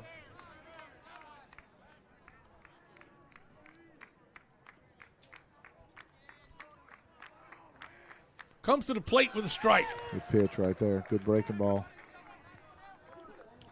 Like Johnson kind of locked up right there. Thought it was going to be a fastball in the middle of his back. Yeah, right. And it certainly didn't look like I was just inside, just missing. Yeah. 2 balls and a strike. It just didn't look like he threw it that. Like, I know it's a different pitch, but just the look of Morris that time of throwing that breaking ball. There's his throw over to first, not in time. Keeping an eye on that runner at first base. A quick pitch, that curveball, the last pitch there. Sometimes that gets yourself in trouble. You don't get those hands going as fast as you're. Runner going. He's already got one throw out. He's got two. Got him. Boom to end the top of the fifth. Two throwouts for Gotro. Tremendous job. Wow, watch it right here. Perfectly thrown. Good jump. Another. And then when you play on that turf, you get those one hops, those true hops. Those are perfect balls to pick for easily right there to tag for the third out. So that will be caught stealing. Caught stealing. My goodness. Here we go. What's coming up on the Rev game of the week? We got some good ones. Yeah, so we're going to take a look at it on the 18th. This Santa Maula at Dutchtown. That's a baseball game. And then on the 25th, another baseball game. East Ascension will be right here at Prairieville High School. Then Saturday the 29th, softball, Dutchtown Lady Griffins will travel to Santa Maula and play the Lady Gators over there. You and Jeff will be on the call for Santa Maula Dutchtown on Tuesday, I believe. Yep. I get to do Dutchtown Santa Maula softball on Saturday the 29th. Looking forward to a little softball. Haven't called a softball game in a while. It's just such a different game. It is. It is that for sure.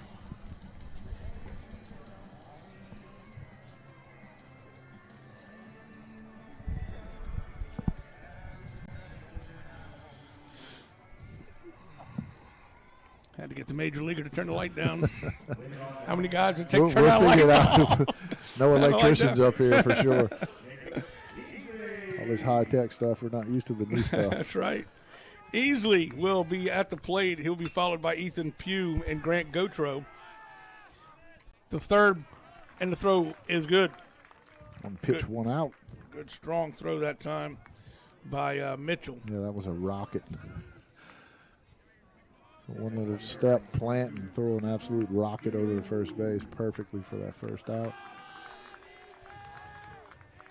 Ethan Pugh grounded out his last time up to the shortstop. This breaking ball will be a little high.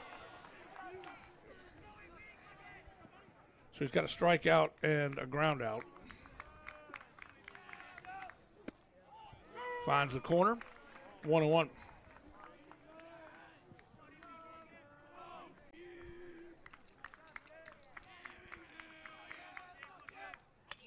Goes down on a knee almost to slap that one. Good little off pitch right there by Swear.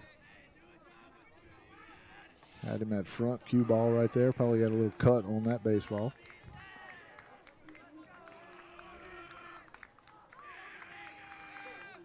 Swing and a miss. Struck him out. First strikeout for Swear. 2 outs here in the bottom of the fifth. Grant Gotro will step up to the plate.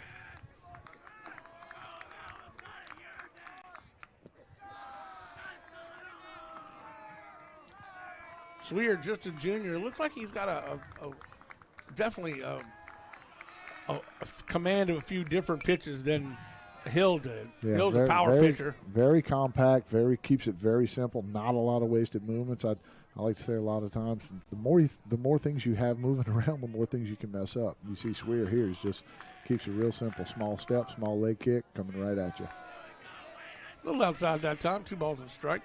2 outs here. All knotted at 2 apiece. Grounder, chopper to third base, picked up by Mitchell. Mitchell guns it to first in time, and that will do it for the fifth.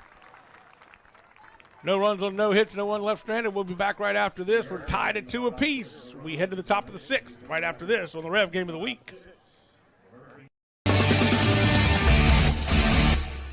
Galva's Seafood in Prairieville invites you to dive into a delicious dining experience. Since 2012, Galva's Seafood has been locally owned and operated, which means meals made from scratch using fresh ingredients. Treat yourself to fresh fried seafood, steaks, and exciting seasonal additions to our menu. Stop in for brunch on Sundays. Enjoy a cold beer while satisfying those taste buds. And of course, there's always something for the little ones, so bring the whole family. Visit Galva's Seafood on Highway 42 in Prairieville. We'll see you soon. Prairieville High School would like to thank the following Cat 5 sponsors for their support of our inaugural season of athletic competition.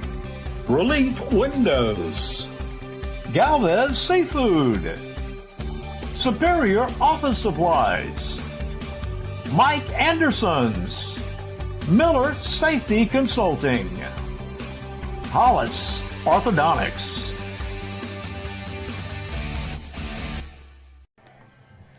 Casey Johnson's going to get another shot at the plate as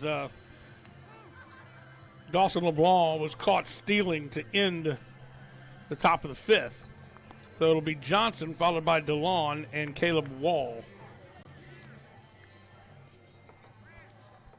Johnson has a hit on the night. He had a single back in the third. Ground out back in the second.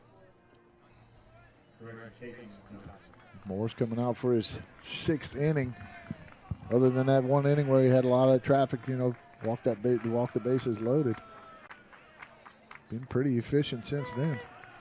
Call strike. He's got a couple of complete game efforts on the season.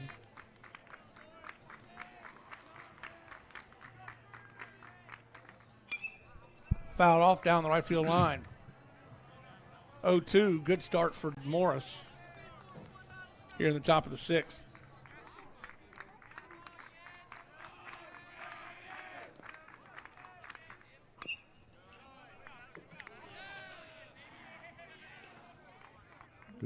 Good job all the way around there. That's a great pitch by Morris. That breaking ball just almost like a front door. Doesn't phase Johnson at all.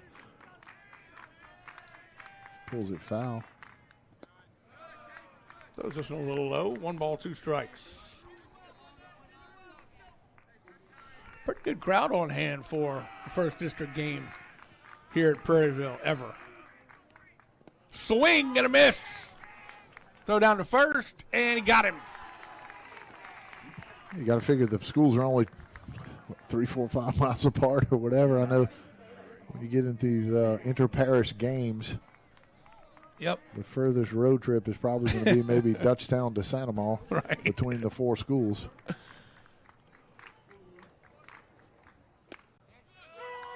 Morris is getting stronger, I think, as the day goes on. Filling it up. Sometimes you get a little bit of confidence. Was down 2-0. Team rallied, tied it up for him.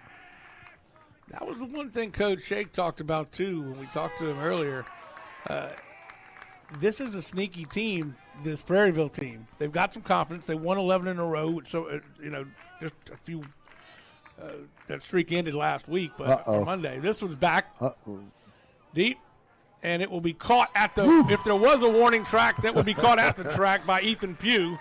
That was about as far as you could hit that one and keep it in bounds and play. That ball – carried and carried and carried. You see Pugh all the way back up against the fence.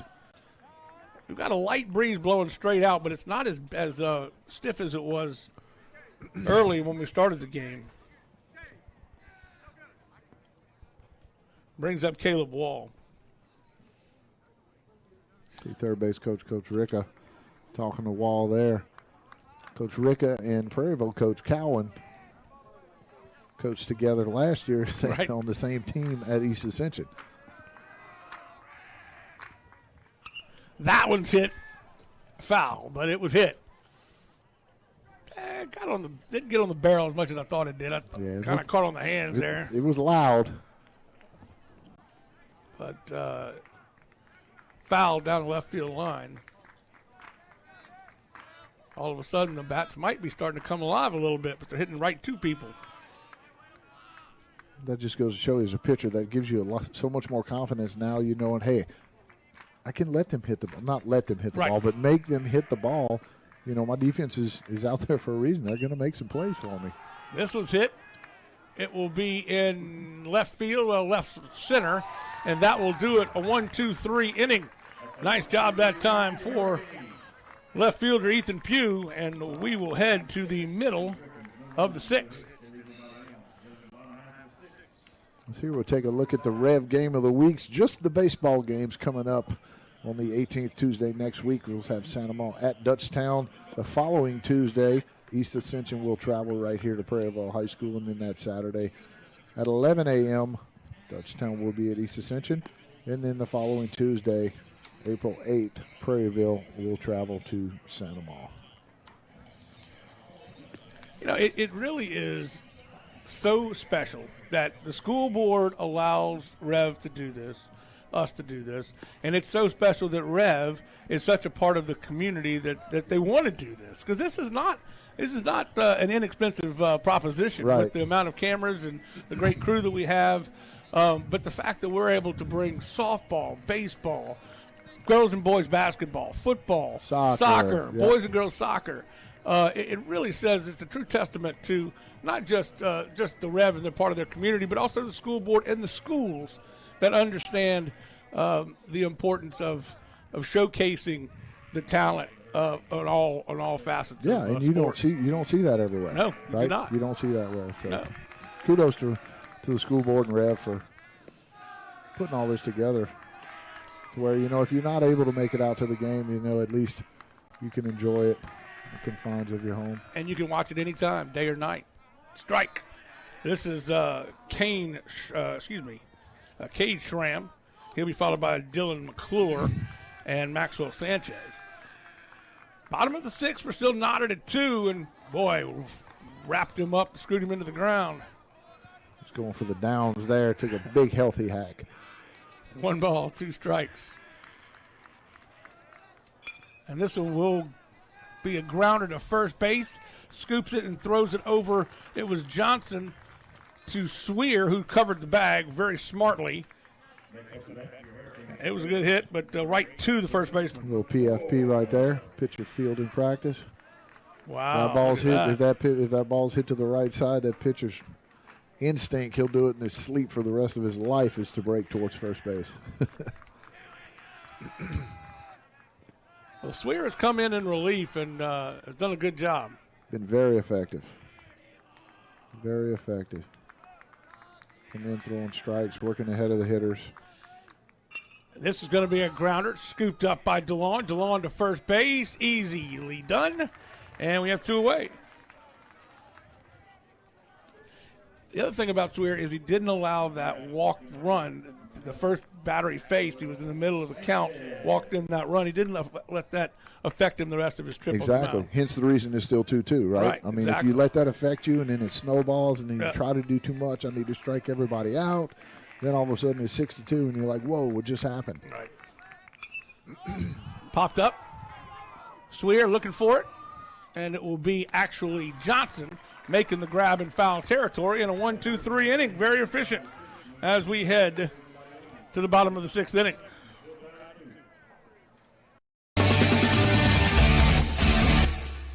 Dr. Brian Hollis is Ascension Parish's orthodontist. Dr. Hollis has an excellent reputation for bringing state-of-the-art technology and the highest standard of patient care to Ascension. He attended LSU Dental School, and he completed a residency to become a board-certified specialist in orthodontics. An avid supporter in our community, Dr. Hollis is married to Celeste Pyron Hollis, and they have 4 children. Dr. Hollis, Ascension Parish's orthodontist. Grow up smiling with Hollis Orthodontics. Prairieville High School would like to thank the following Cat 5 sponsors for their support of our inaugural season of athletic competition. Relief Windows, Galvez Seafood, Superior Office Supplies, Mike Anderson's, Miller Safety Consulting, Hollis Orthodontics.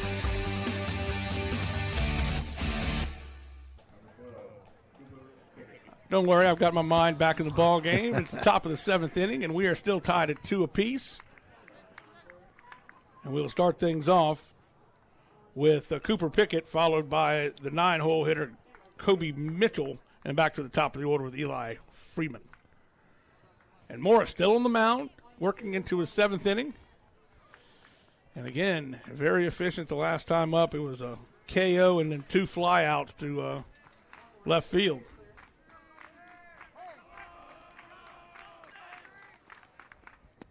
A little bit outside that time.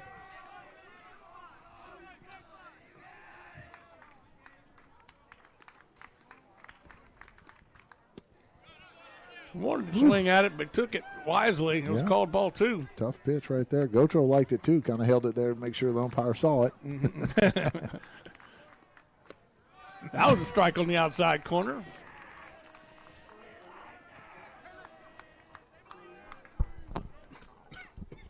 Strike 2. Pickett tried to call time right there, but Morris was already in his windup. Umpire didn't grant it. Ooh, plunked him. That is the second time Morris has hit a batter. That was right between the 1 and the 2 on the back. I will say this, Dutchtown, a lot of the Griffin hitters are way up on that dish. You'll see their toes right across that batter's box line.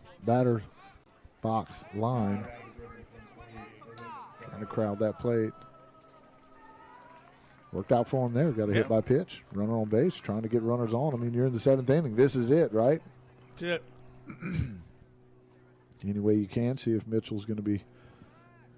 Well, it's not Mitchell. We got a pinch hitter. It's going to be Owen Cavalier.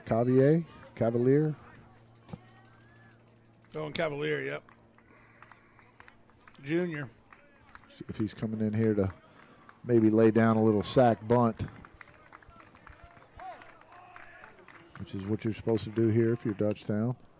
When you're the visiting team, you got to play for the win, because you don't get last at bat, right? You got to try to push that go-ahead run across. If you're the home team, you can afford to play for the tie because you get that last at bat. And Prairieville has not yet established the fact that they've gotten their 2 runs on some difficult pitching. Looks like we got a pinch runner too. Did we mention that? I did not. See if we can get a number here.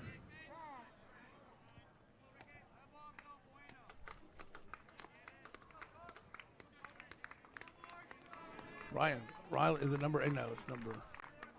We'll check it in a second.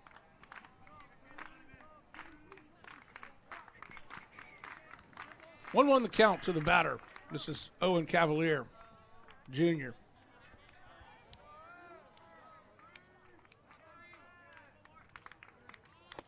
Pulls back to one, goes to first again, scoops it, and the throw. Gotro has been perfect throwing to second, but he has not been very good throwing to first. Okay, that's going to be Lathan Riley.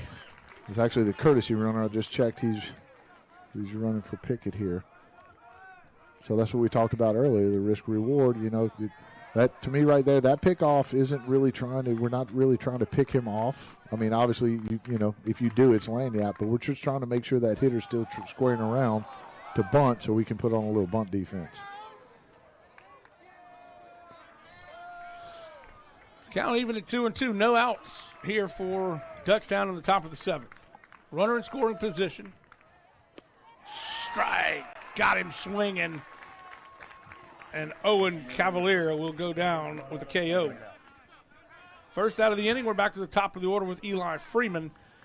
He'll be followed by Casey McCoy. That's huge right there by Morris. You think the Griffins right there, I mean, they're trying to move Riley to third base with no outs. I mean, that's huge. And you get a punch out right there, and you still have Riley at second base. Freeman has put the bat on the ball all 3 times he's been to the plate. He has flown out 3 times. Wants to he's got all the outfielders covered. He's got once the center field, once the right field, once the left field. Spin, throw to second. Back in time.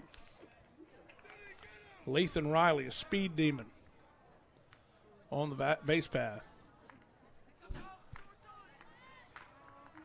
1-0 the count. Morris comes to the plate. That was a lane changer right there. Good pitch. Breaking ball.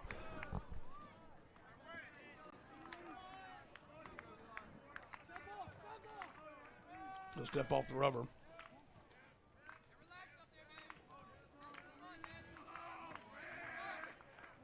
Again, Riley is at second base.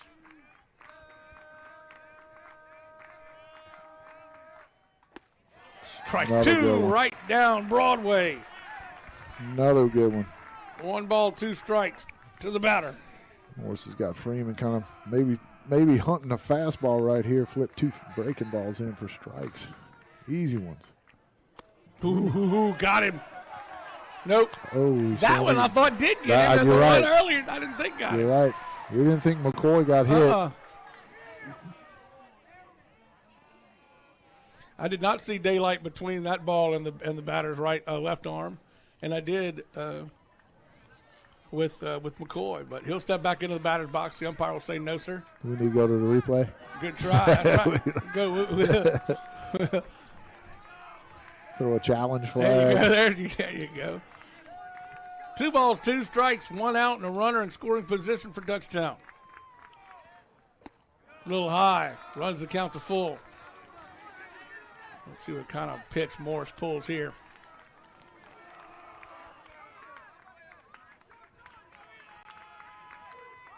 Breaking ball. That looks good, but just misses. Whew, that was a good pitch. Man, it looked good. Better take, though. You're right. Again, You're right. Base open right there. I love that pitch selection, that pitch call right there. 3-2 breaking ball. Hey, let's see if we can get a chase right here. If not, maybe a lockup. You get it down just a little bit more. I think he gets Freeman there, but great job by Freeman right there, not offering at that pitch. McCoy at the plate. He'll plunk him. That one got a little high, and did it catch him in the helmet? Yeah, no, right in the back, right on the back 7. Okay. Yeah. Boy, watch it. This is that pitch right here. Boom, boy, I thought it might have got him in the helmet. It did. It might have bounced off the back. My goodness. Either way, it was couldn't have felt good. And now we'll have a mound meeting. Can't see the bullpen for Prairieville.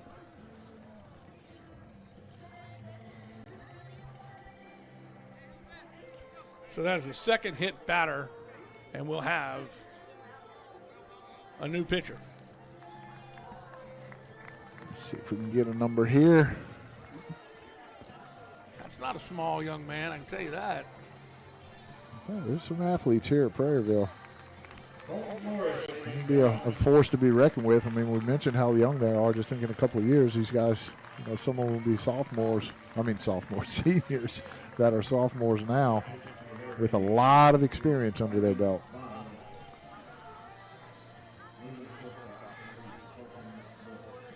So Morris will move to shortstop.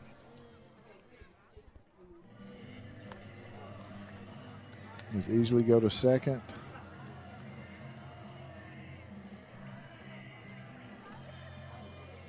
Let's see. Yeah, I would think Easy would go to second because. Yes, easily goes to second. So this is number 23 pitching, Riley Bonvillain. Okay, so he came. So Bonvillain was a DH. Oh, it's DH. Okay, yeah. So he just came into pitch. Okay. Right.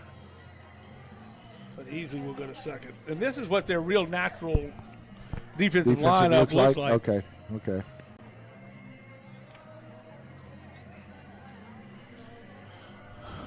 But I will tell you this. It was interesting because Coach Cowan said, if we're close late in this game, you better be looking for Maxwell Sanchez to be coming in. He's supposed to pitch on Saturday, but I don't care about Saturday. So I'm a little surprised that he pulled Bonvillain. Yeah. So you got runners at all first. bases. Yep, no, it should be bases loaded. I thought so too. Because you have Riley at third. Right. Yeah. He just was hiding in the huddle. Riley at third, Freeman at second, and McCoy at first. Dawson LeBlanc will step up with an opportunity here against a new pitcher. Bonvillain, 1.62 ERA. Only pitched 8 2/3 innings.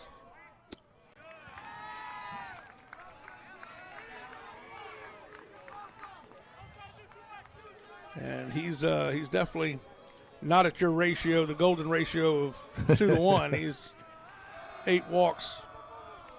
5 punches. 5, yep.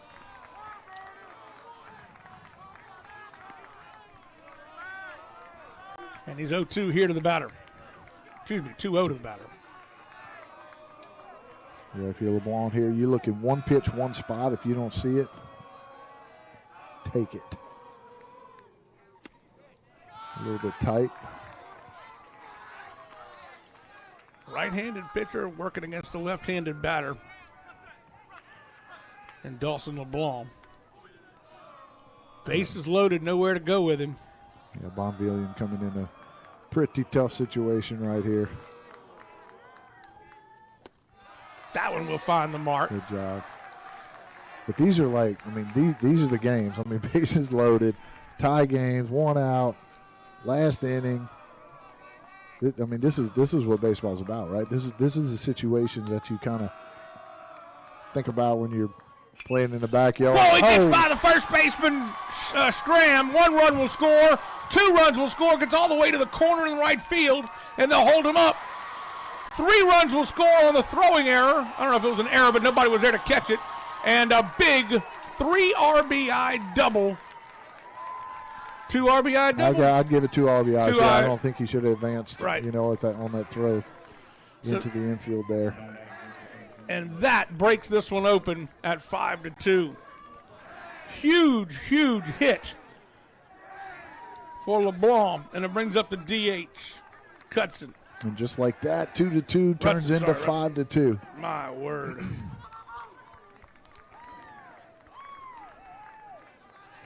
A good job by Rutson right there. A lot of times you'll see hitters in those situations. They're going to chase these pitches out of the zone, trying to do too much. Took that 2-0 fastball for a strike. Got one he liked at 2-1 and turned that thing down the right field line. This is Rutson now. They hadn't changed the scoreboard. Now this is Johnson, right? I think this is 24 Rutson. Oh, Lord. What did I... Dawson LeBlanc should be is at second base. Okay, this is Rutson here. Sorry, LeBlanc. You're right. A bouncer, first base. Bonvillain throws it over and gets the out, advances the runner.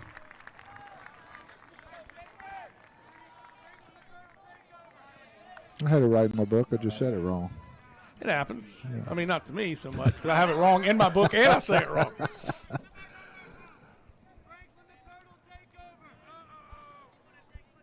That's 2 away.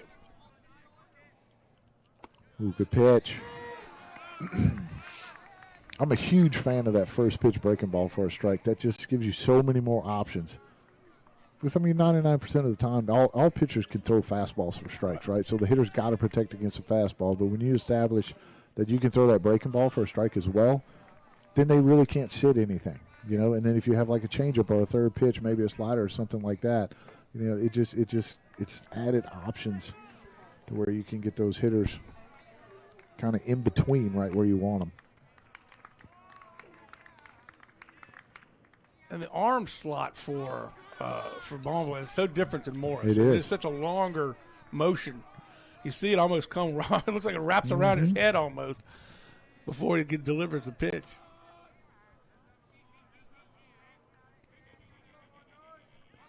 Cason Johnson. Not going to get away from the catcher Gotro, and that will score another run. So it is now 6-2 on the pass ball. I believe it was a pass ball. It didn't look like a wild pitch to me. Yeah, wild pitch. Anytime that ball hits the turf, dirt, whatever we're playing on these days, right. It's most likely going to be called a wild pitch. Ooh. Fair ball. Umpire called it a fair ball. And Johnson didn't run, and nobody knew what to do with it. And that ends the inning, but it was a... He's saying he fouled it off his foot. Now they're going to ask for help, see if the first base umpire will help him out there.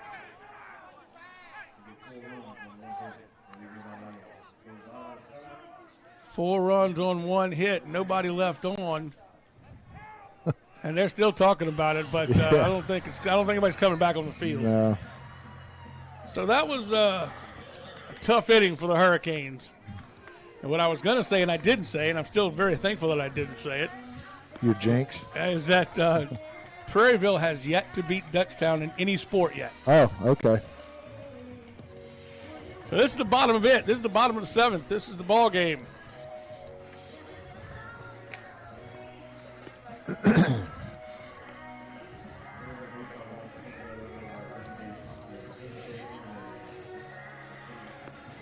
And we will see what the Hurricanes have when they come to the plate. It will be Gisclair. Bonvillian. Yep. And Morris. So I'm saying Bonvillian. Is it Bonvillian? Bonvillian, yes. I think that's the way. I don't know. That's the Ascension Parish way. Well, okay. I apologize to Bonvillian. Never pronounced it that way. Swear back on the mound. Strike. He came in relief for Caden Hill. Got a pretty good outing, but got roughed up. You can't stress enough how good of a job Swear's done. Yeah. I mean, we talked about it. You come in, bases low, mid-count. Right. By the way. And gives up another run. Gives up another run and then keeps his composure and has done nothing but thrown strikes very efficiently. Quick innings. Quick outs. Goes back into the stands. Kept his team in the game, kept the game tied, give him a chance to, and then they put up a crooked number. Yep.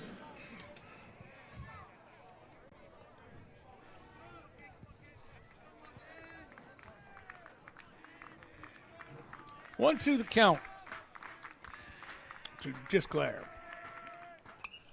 Fouled back again, a little bit late on the swing, but stays alive. Still a pretty night out here. Looks like it's almost a full moon out over that right field wall now. I think we're supposed to have an eclipse either tonight or tomorrow night.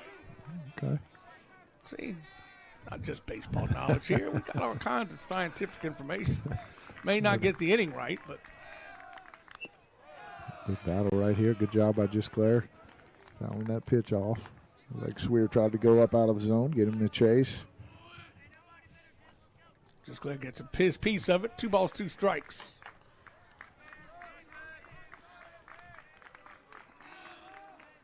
Who inside? And it runs the count to full.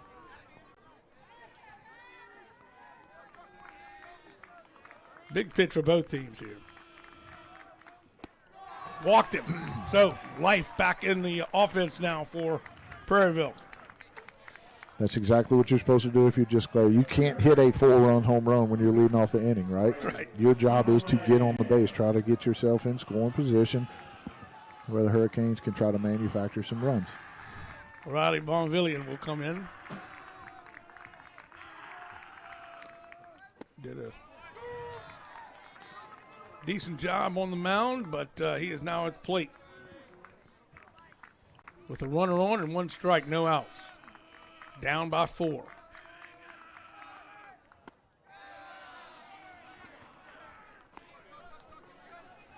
Cooper Pickett coming out of there. I thought Gisclair might be going. I thought I heard somebody say going, which would, I don't know if you want to be stealing right here. Fly ball. Fly ball, shallow left, and shortstop calls everybody off, and that's Casey McCoy, and he'll make the catch. Route number 1. Brings up Colton Morris, who was pitching, did a great job throughout 6 and a third, and then moved to shortstop. Did an excellent job.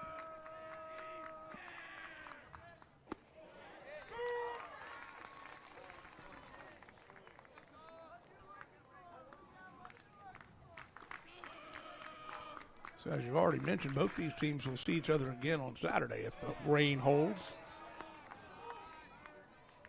Yeah, I think it's supposed to get pretty like 70, 80% maybe. Not sure exactly what time it's supposed to come in.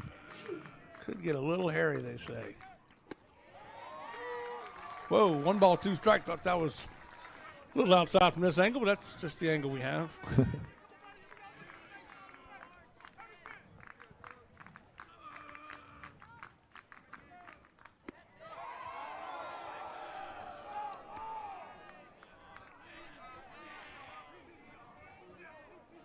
Big game next Tuesday. Be Santa Ma at Dutchtown on the REV game of the week. It'll be Jeff Porsche, and that one is a swing and a miss. Strike 3, and that's 2 away, 1 out away from a victory for Dutchtown. Back to the top of the order with Jacob Easley.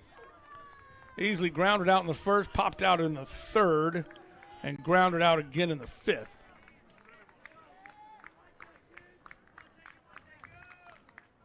A little high.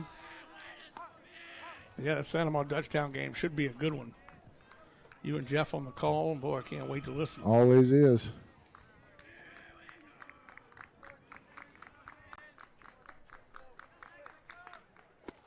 That breaking ball finds it.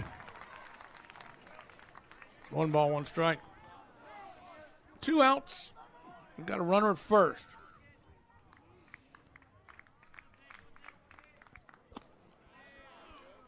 Tucker Swear on the mound in relief. The junior has just been calm, cool, and collected the whole way. Did exactly what he's supposed to do. Runners going. Throw down to second. Nobody's there. Good throw. Perfect throw, actually. I don't think it would have mattered if the shortstop had been there, but because he got there before the ball did. But a good job on the steal. But it's still a good throw. We have seen some excellent. Very impressive throws from the catcher today. Both sides. Yes. Unless Gotro was throwing to first. Had some tough ones to first. But man, he picked off 2 batters running. This one we fouled off. Full count.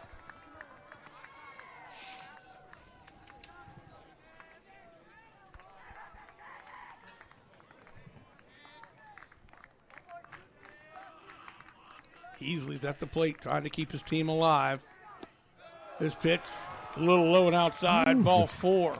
Good at bat right there by Jacob Easley. I just looked at the pitch before. It was a really good pitch by Swear, that little breaking ball in the outside corner, and he just kind of reached out there, flicks it, fouls it off, gives himself some new life. Just to see another pitch, and then works a walk.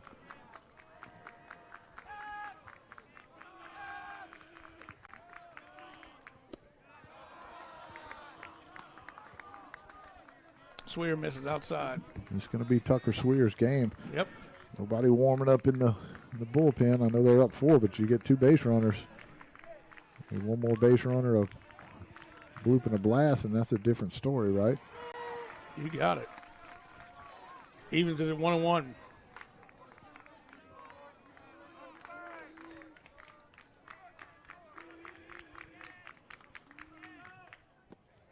A little low. 2 balls and a strike. I'd like to see Pickett go and talk to Swear or somebody maybe right now, maybe one of the infielders. Just kind of calm him down. Got a really quick tempo now. Swung on. Strike 2. Got a little piece of it. Maybe. Maybe not. I think he might have fouled that one off just a little bit. Popped it out of the glove of Pickett. 2 balls, 2 strikes, 2 outs, bottom of the 7th, 2 runners on. Now it's full count again.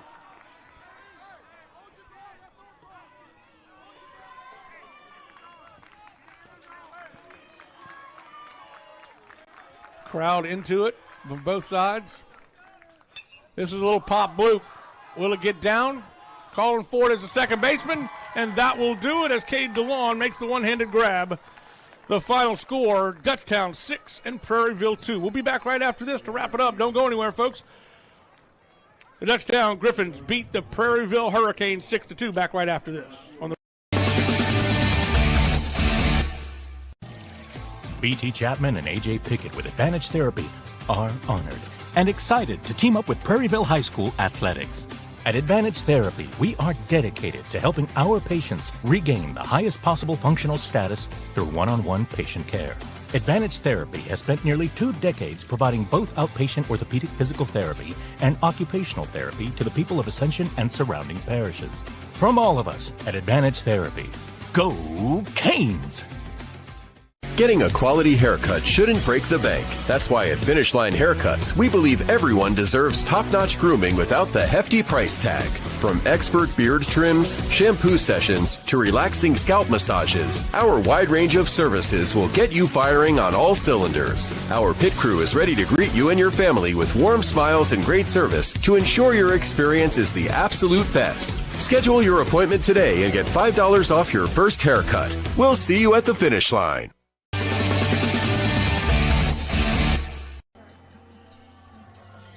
Quite a ball game right there as we saw the Dutchtown Griffins come away with a victory, 6-2 over the Prairieville Hurricanes. But you see some really good things in the future for Prairieville.